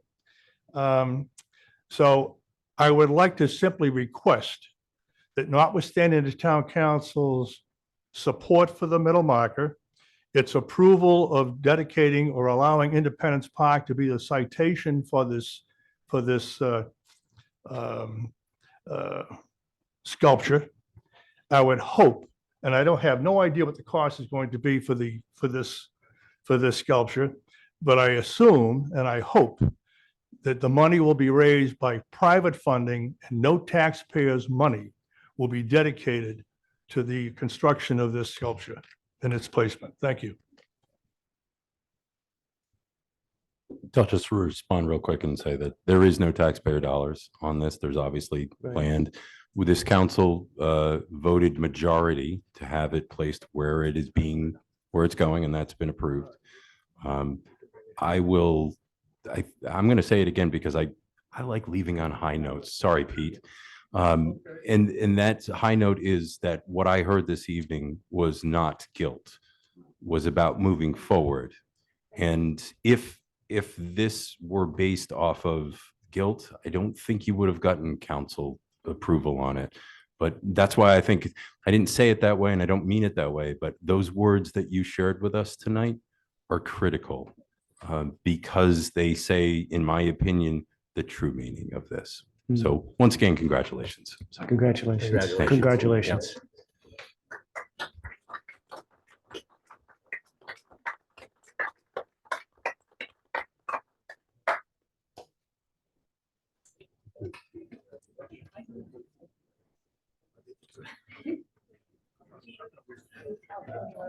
Don't ruin it, right?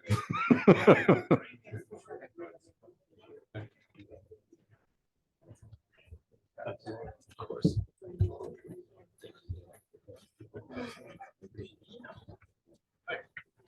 Nice to meet you.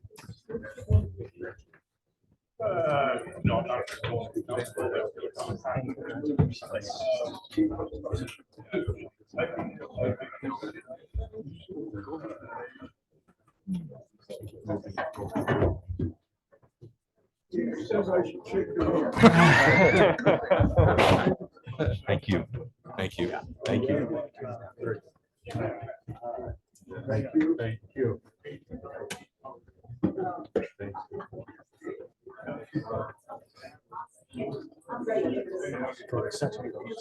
It's like a wedding reception, isn't it? You're gonna just go all the way around. So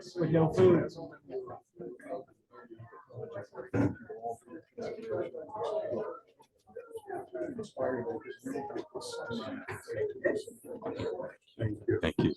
Thank you. Thank you. You caught.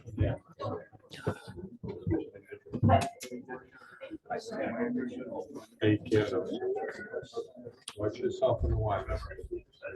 Madam Clerk. Mr. Chairman and members of the council, the next item on the agenda is I1. This is the Water Pollution Control Superintendent Silva in regards to the screw pump repairs. Gentlemen, I feel for you. Following up after that is just, you got nothing. So, and you're asking us for money too. Of course. Yeah, of course. Well, good Welcome. evening, everyone. Go ahead. Thank you for allowing me to speak before you tonight. The honorable council remembers a couple of months ago, I did. Hold on one second. Sorry, everybody. We need to move on to the next agenda item. So if we could have quiet. Thank you. But if you remember, I came before you requesting some monies. We have a pump station that is in need of repair. We discovered some problems. We had the reps of Evoqua who produced the pumps and gave us a recommendation, needs of things to be done. We went out for bid. It came in higher than we expected. We went for a rebid. We got a lower price, but it's still a significant amount. But the work really does need to be done. And I will hand over the mic to the Chris Cronin and Brian Wigley of Beta Engineering. Gentlemen. Thank you. Chris Cronin with Beta Group. Before I start, Chairman, thank you for the kind words about trust and partnership. And we appreciate our partnership with the town of Bristol. Unfortunately, Chris, I was talking about the other engineers. Oh. You said all engineers. You looked my way. I might have mistaken that. You set me up, sir. Thank you. You set me up. Chris, there's some exceptions, you know. I meant it, and I meant it about both, of course. As Eric sets us up here, I just wanted to give a quick update of some, great things going on at the plant. We're just finishing up the electrical improvement project. The solicitor has stepped out, but we appreciate him shepherding us through the process with the surety company to help us finish that project. Chris, just one sec. I'm sorry, everybody. I need quiet in the room so we can hear the engineers. Thank you. Go ahead, Chris. All right. And then the solids handling project, we're coming to an exciting conclusion, I'll say, as far as the engineering world is concerned. We have the blend tank, the sludge blend tank has been installed and is being used currently. And what that does is it offers great flexibility to Jose to efficiently remove solids from the primary settling tank. He doesn't have to worry that the dewatering equipment is operating. He can just pump it to the tank. The tank has storage volume to accommodate, whenever there is a need to remove sludge, he's able to do it. There's no more need to store sludge within the settling tanks themselves.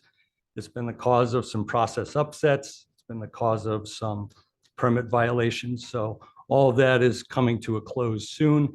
And just to acknowledge Brian Wrigley, fantastic job as the project manager on this job, working hand in hand with Jose on a daily basis. It's going to be a huge success, and we're excited for it. Excellent. All right.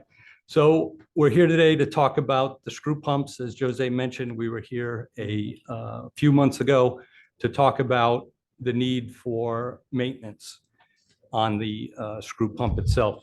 Next slide, please, Eric. Okay, so the parts of the pump that require repair are the upper bearing, the Paraflex coupling, and the gear reducer. Next slide, please. So these are all positioned at the top end of the pump. The figure here shows the gear reducer in yellow at the highest end, the Paraflex coupling, which connects the shafts from the gear reducer to the shaft of the pump, and then the upper bearing. Next slide, please. So, the biggest issue that was is most evident is the rusting. The town operators were hearing some noises that they weren't familiar with.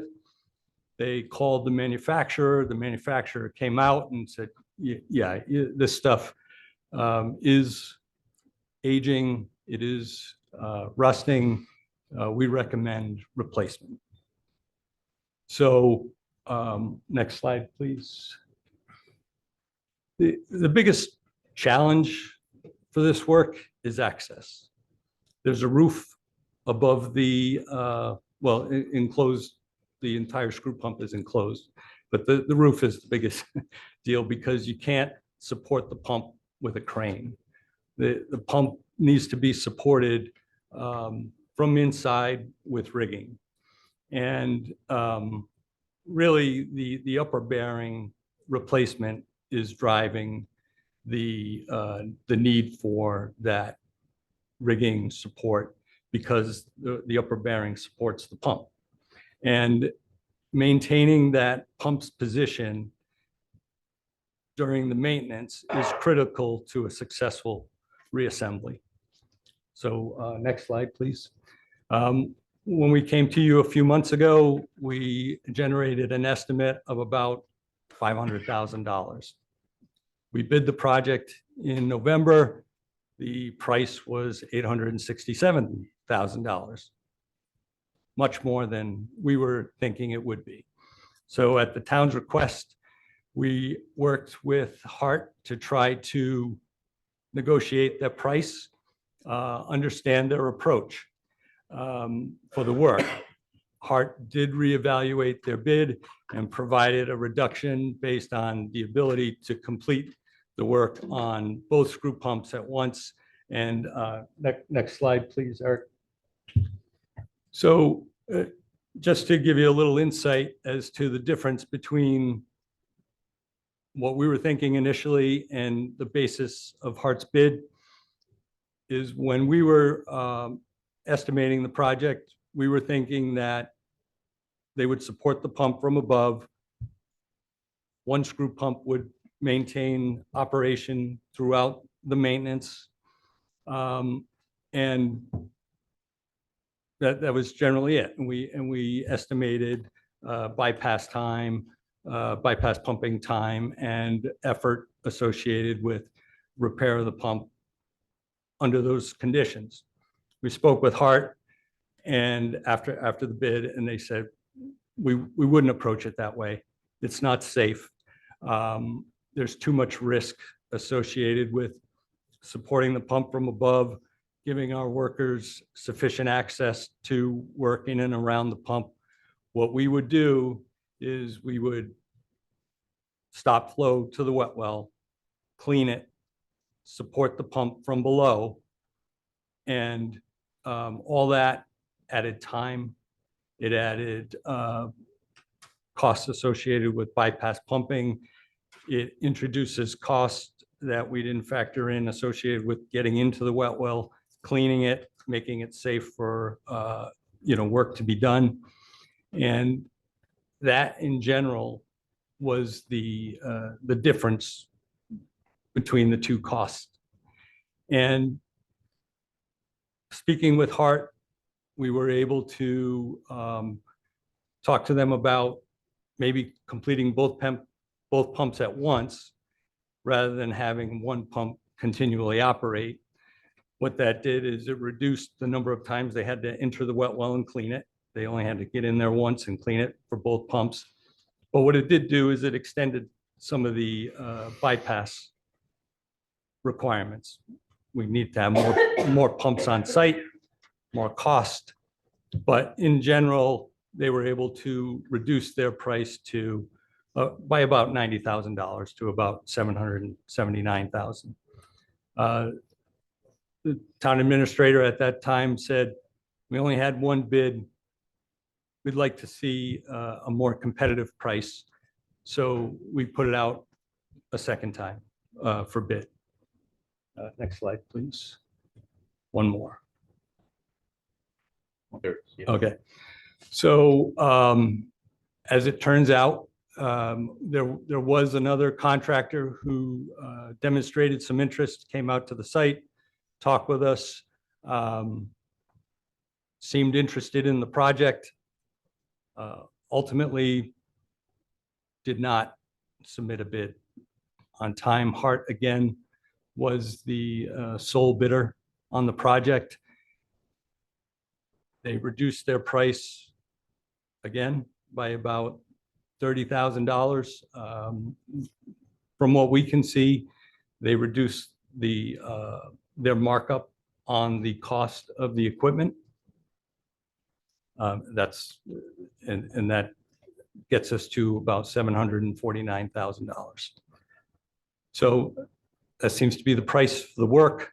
At this time, we think that it's right to move forward. It's a critical component of the system. I can't understate its critical nature, right? It pumps all the flow to the treatment plant. A couple of questions for you. Absolutely. First, when we do this at a time, I'm assuming when it's the least chance for rain, right? So the least flow going into the station, is that right? Yeah, that would be ideal, yes. So there's some amount of lead time associated with securing the equipment that the contractor needs to do. Do you remember? 6 months. About 6 months So we're- timeframe. So we're Parts are talking sooner. August, so something August. like So that. yeah, Okay. that would be great. Okay. But we still need to have full capacity relative to bypass pumping in the event that we do have a rain event. Sarah, the money part. So we have these funds available in enterprise, correct? In enterprise fund balance, yes. So what is our current balance?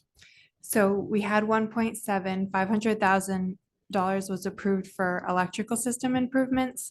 And then if you add on this, it's 1.3 million. So that's leaving around 400,000 left. And is that putting us in harm's way of using those funds? Obviously, these funds are there for this exact reason. So There, I checked the past 2 years, they had around 700,000 in 2021, 770, 2020, 770. So as we spoke of in our, well, gosh, it's been over a year now, in our budget time, that is continually being contributed to, correct? So it's always going up. yes, unless we Keep doing things like Yes. this, right? Yeah, okay. So I guess for the council, there's no reason that we shouldn't do this. It is absolutely necessary to get done. There is only one bidder. We have negotiated both the best and safest and quickest way to do this. Did I capture it? Yes. Council? Yes. Yeah, exactly. Question, Sarah.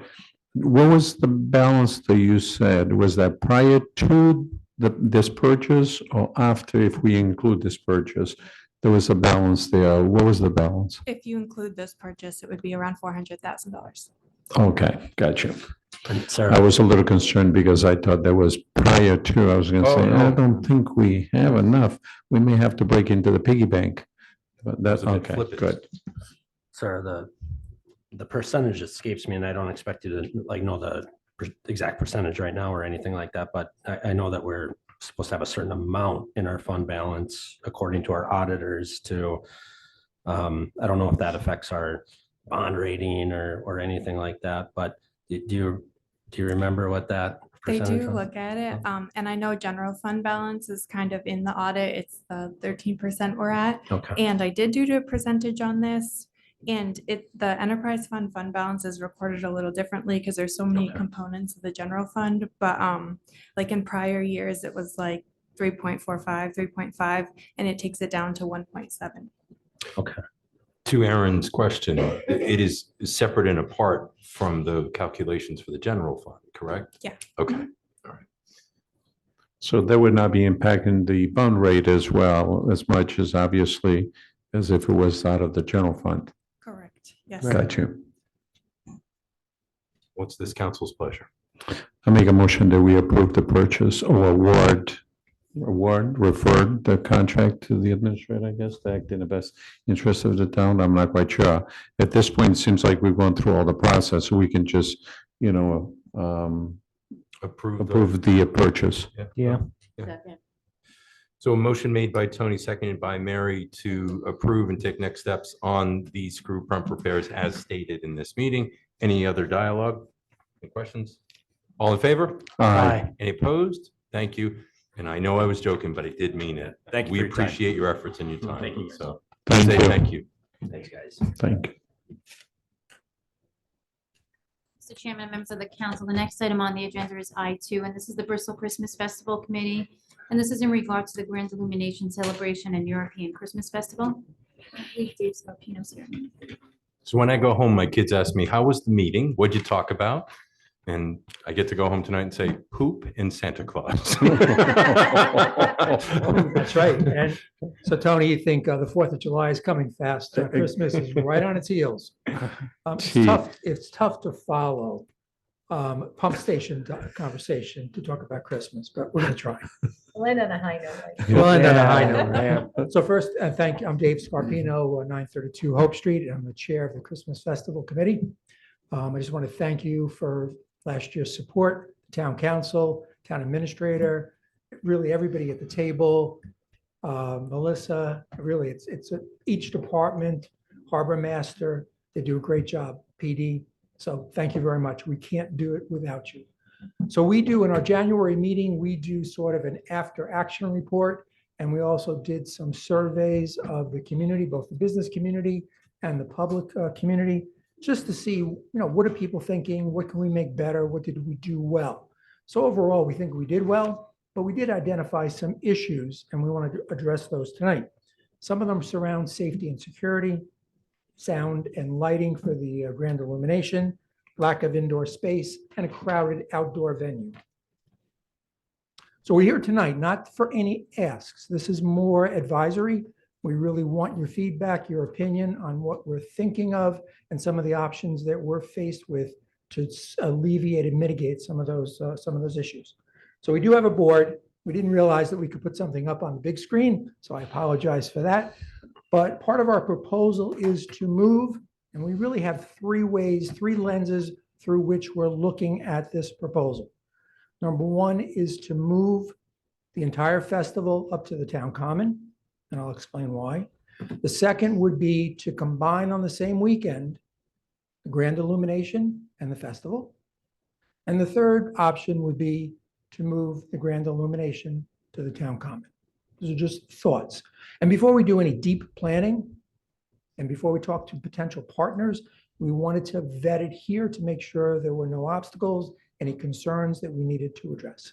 Because it is a lot of work we're not changing the festival and what it looks like, it's changing where it is. Okay. So Laura's holding sort of our aerial view, and Steve and I have a conversation about where it's going to go. But the physical space at the town common is huge. You know, when you really walk it and look about how are you going to fill it, it's pretty big.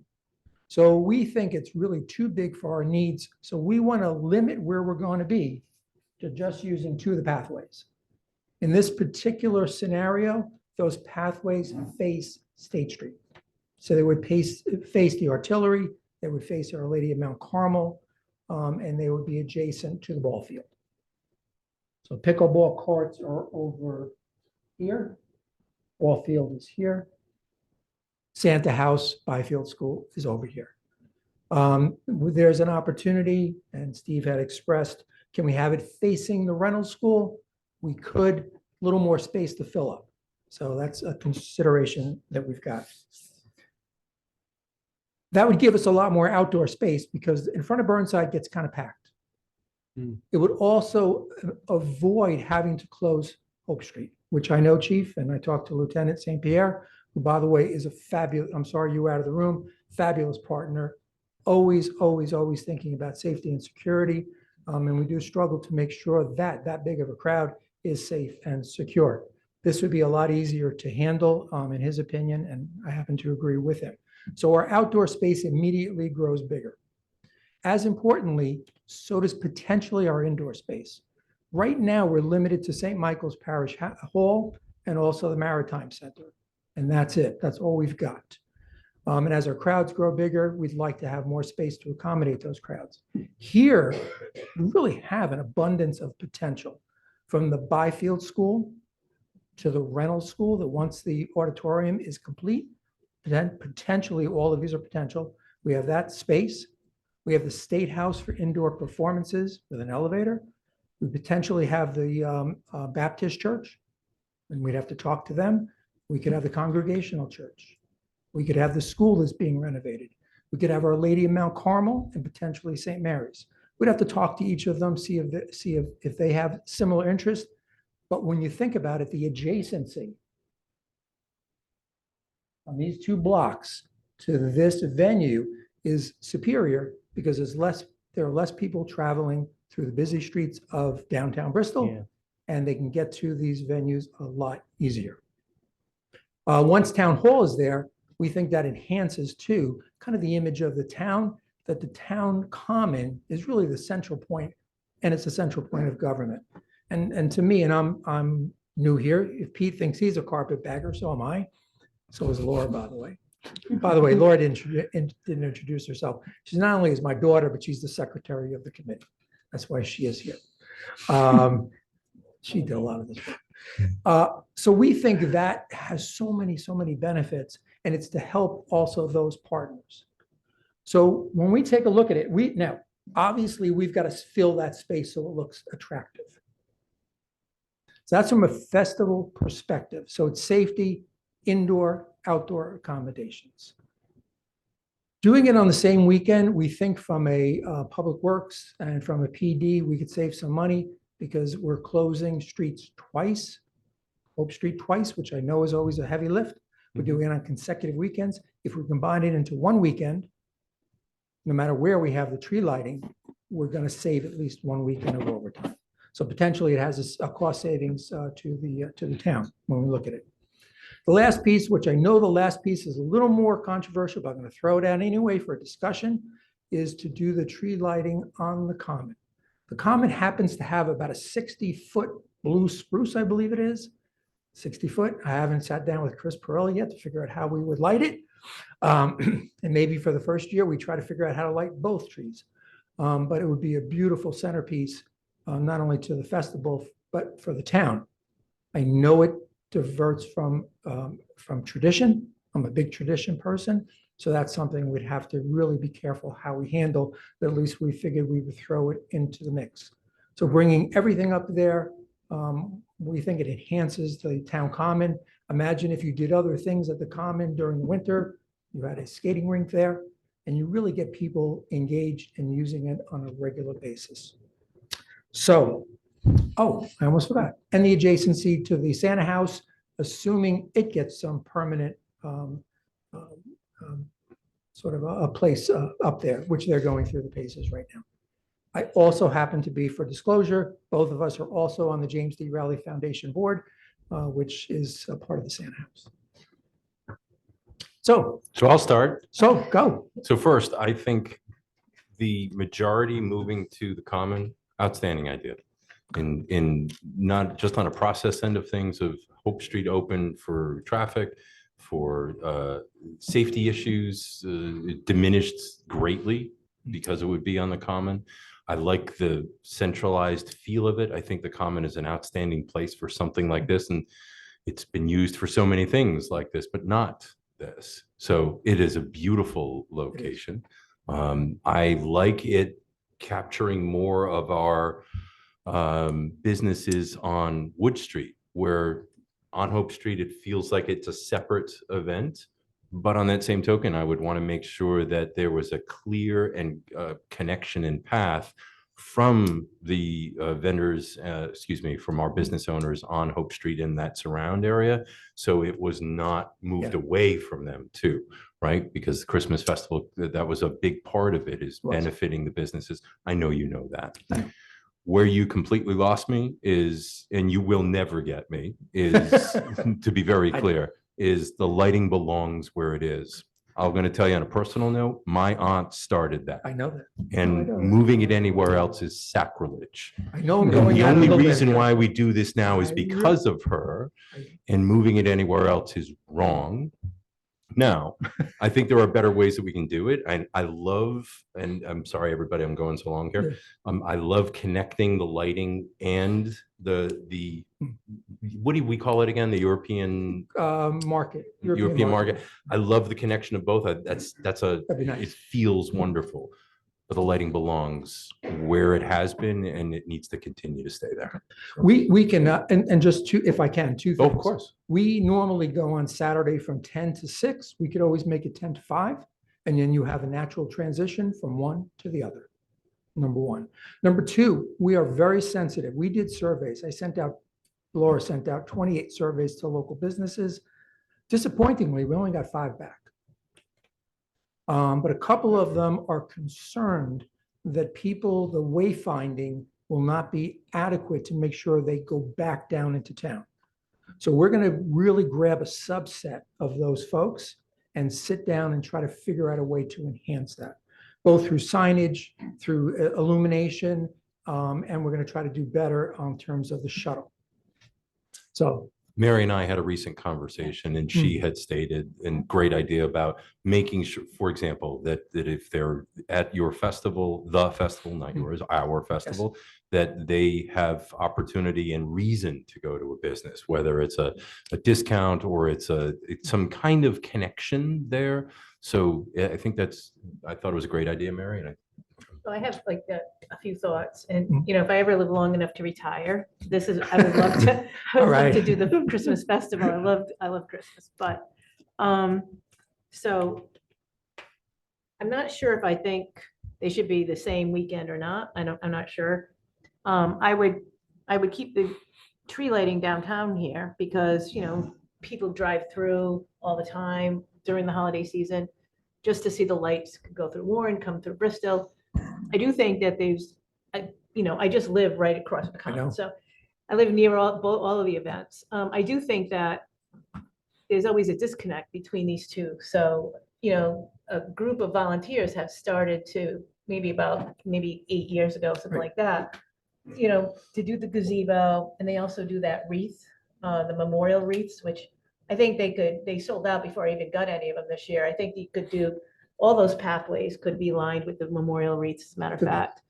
I do think that, I know you're not directly involved, but I think the prelude to Christmas, the thing, that used to be like I think it's still a good event for merchants, but it used to be like way bigger. There's just not a lot of businesses that are open and around, and the excitement's not there.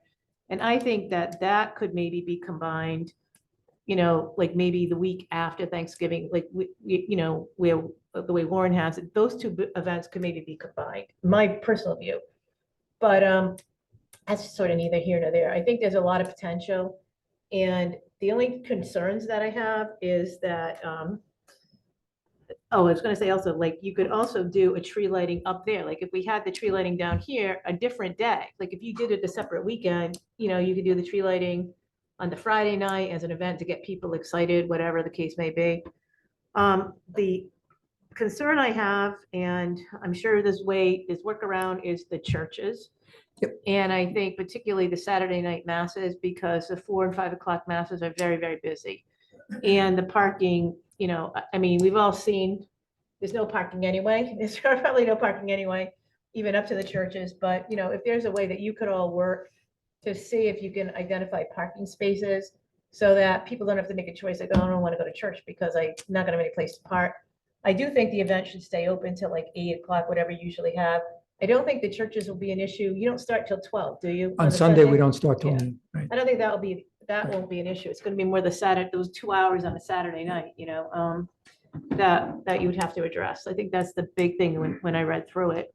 I think it's good to have all the space up there, and, I mean, it could be a whole lot of interesting stuff going on. I mean, I'm dying to go to a real European market.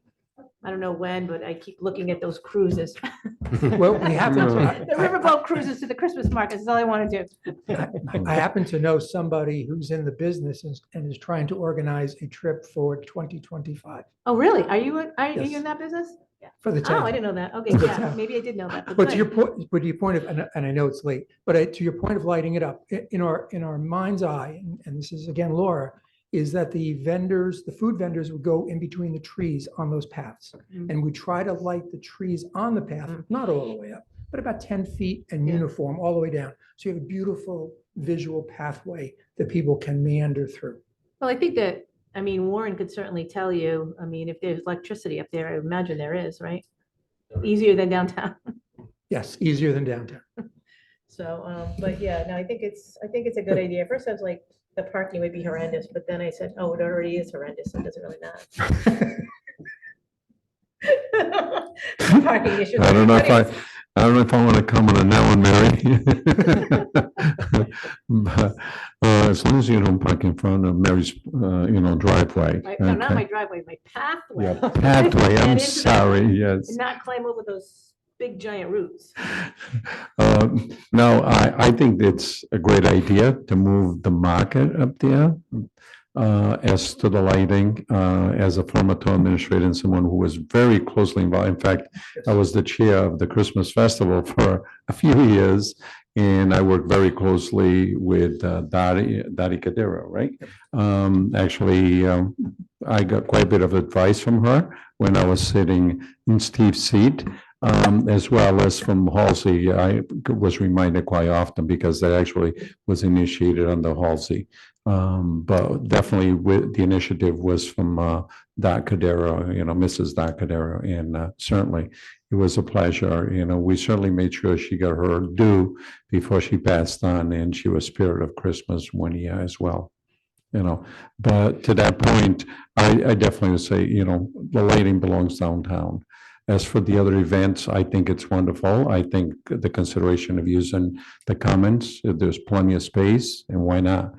We use it for the carnival, we use it for quite a few other events, and likewise, it's, at one time the Montgomery used that for their own feast as well. they no longer, they have opt out of that one. But certainly, my question is, and I know you're in explorative stage at this point, but have you spoken with any of these folks where the possibilities may exist, St. Mary's, Montgomery, any of those?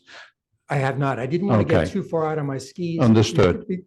Because once it gets out in the public domain, out of respect, if I haven't come here, it would be inappropriate. So Mhm. if it's a go, I'll start those conversations right away. Appreciate that. Yeah. Thank you. But certainly, exploring all those other options is a great idea.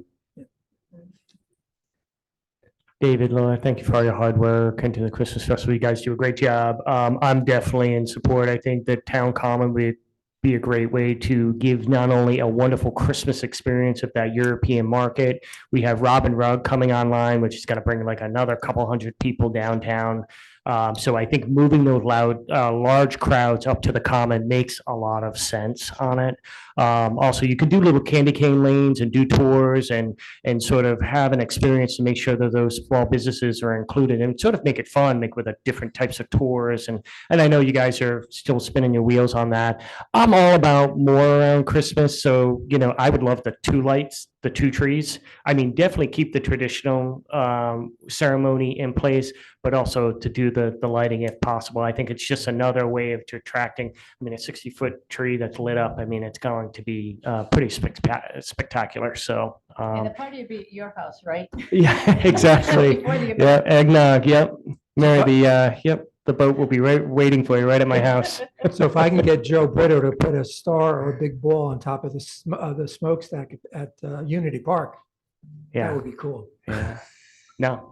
So anyway, I'm definitely in support, but I concur with my other colleagues. Thank you. Well, they also have an event, they have their own tree lighting in there, so you could maybe like do something with that, like move people down there. I mean, there's a lot of stuff going on, and also the concert that St. Mary's has, the interfaith, so that could be, I think it was the same weekend, wasn't it? I think it was the same weekend as Was it? Okay. European, I think so.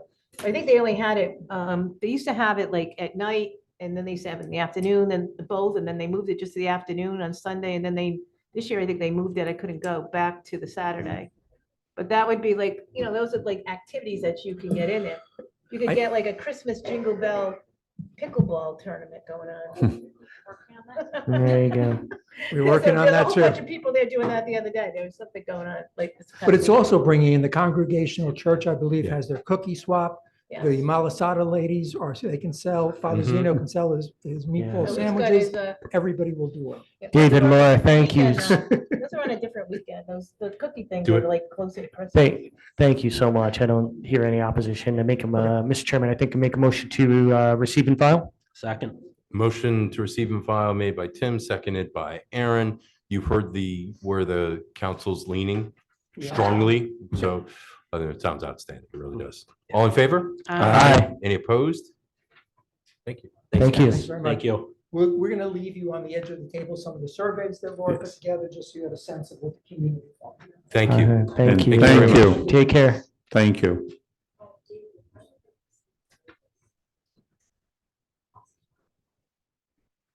Madam Clerk? Mr. Chairman, members of the council, the next item on the agenda is J1. This is bid 1031 for the Sylvan trailer for the Bristol 4th of July committee. We had the bid opening today at 12. We received six bids for the trailer. The first one was from Legacy Brothers, Inc. in the amount of $25,770. The second one was from Verdi, Inc. in the amount of $23,495. The third one was from Millennium Trailers in the amount of $22,560.75. The fourth one was from Phoenix Contracting in the amount of $52,750. The fifth one was from Wright Trailers, Inc. in the amount of $20,155. And the sixth one was from Technology International, Inc. in the amount of $27,000. Motion to refer to the town administrator and the 4th of July committee to act in the best interest of the town. Second. Motion made by Tim, seconded by Tony, as stated. Any discussion? Hearing none, all in favor? Aye. Any opposed? Thank you. The next item on the agenda is J2, and this is for bid 1033 for the Town Beach Stage Project. We had a bid opening today at noon. We received 7 bids. The first bid was from Westway Construction, Inc. in the amount of $602,800. The second one was from Marin Construction Company, Inc.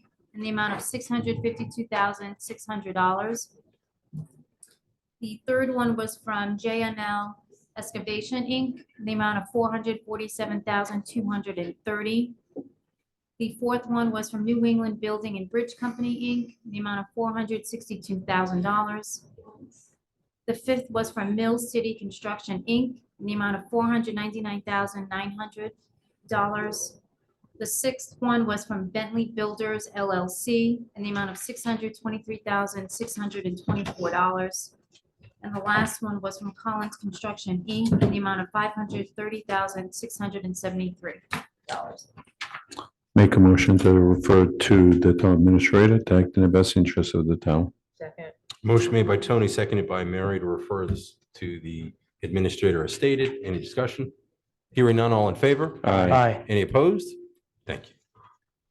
The next item is J3, and this was for the bid 1034, the elevator and installation package for the town-owned building. And we had the bid opening today at 12. We received 1 bid for this one, and that was from Westway Construction, Inc., in the amount of $198,000. Make a motion to refer to the town administrator to act in the best interest of the town. Second. Motion made by Tony, seconded by Tim as stated. Any discussion? Hearing none, all in favor? Aye. Any opposed? Actually, if I may just go back on discussion, may I? On this one? Yes, just briefly. Sure. No, I'm sure since we only had one, I know the administrator will do diligence to negotiate this. Mr. Outstanding. Chairman and members of the council, the next item on the agenda is K1. This is Juan Marisol, Chairman of the Bristol County Water Authority, and this is the Tri-Town Monthly Report for January 2024. Motion to receive and file. Second. Motion made by Tim, seconded by Tony to receive and file. Any discussion? Yes, just briefly on the front page, there is obviously a rate increase being proposed, which would be 5%, which equates to approximately $41 per year per customer. But certainly is worthwhile mentioning that they're looking for a rate increase of 5%. Yeah, good call. Another interesting thing to note, I think in there too, was that Washington Bridge stuff is starting to cause some problems with the Pawtucket water supply line, so. Correct, yes. Thank you. Any other discussion? Hearing none, all in favor? Aye. Any opposed? Thank you. The motion would be to adjourn to executive session pursuant to 42-46-582-5 open space acquisition. So moved. Second. Motion made by Tim, seconded by Tony as stated. Any discussion? So this will end our normal broadcast that you're watching right now. This council will go into executive session and then come back out at the end of the executive session, public section to close. But we say goodnight, everybody. All in favor? Aye. Any opposed? Thank you.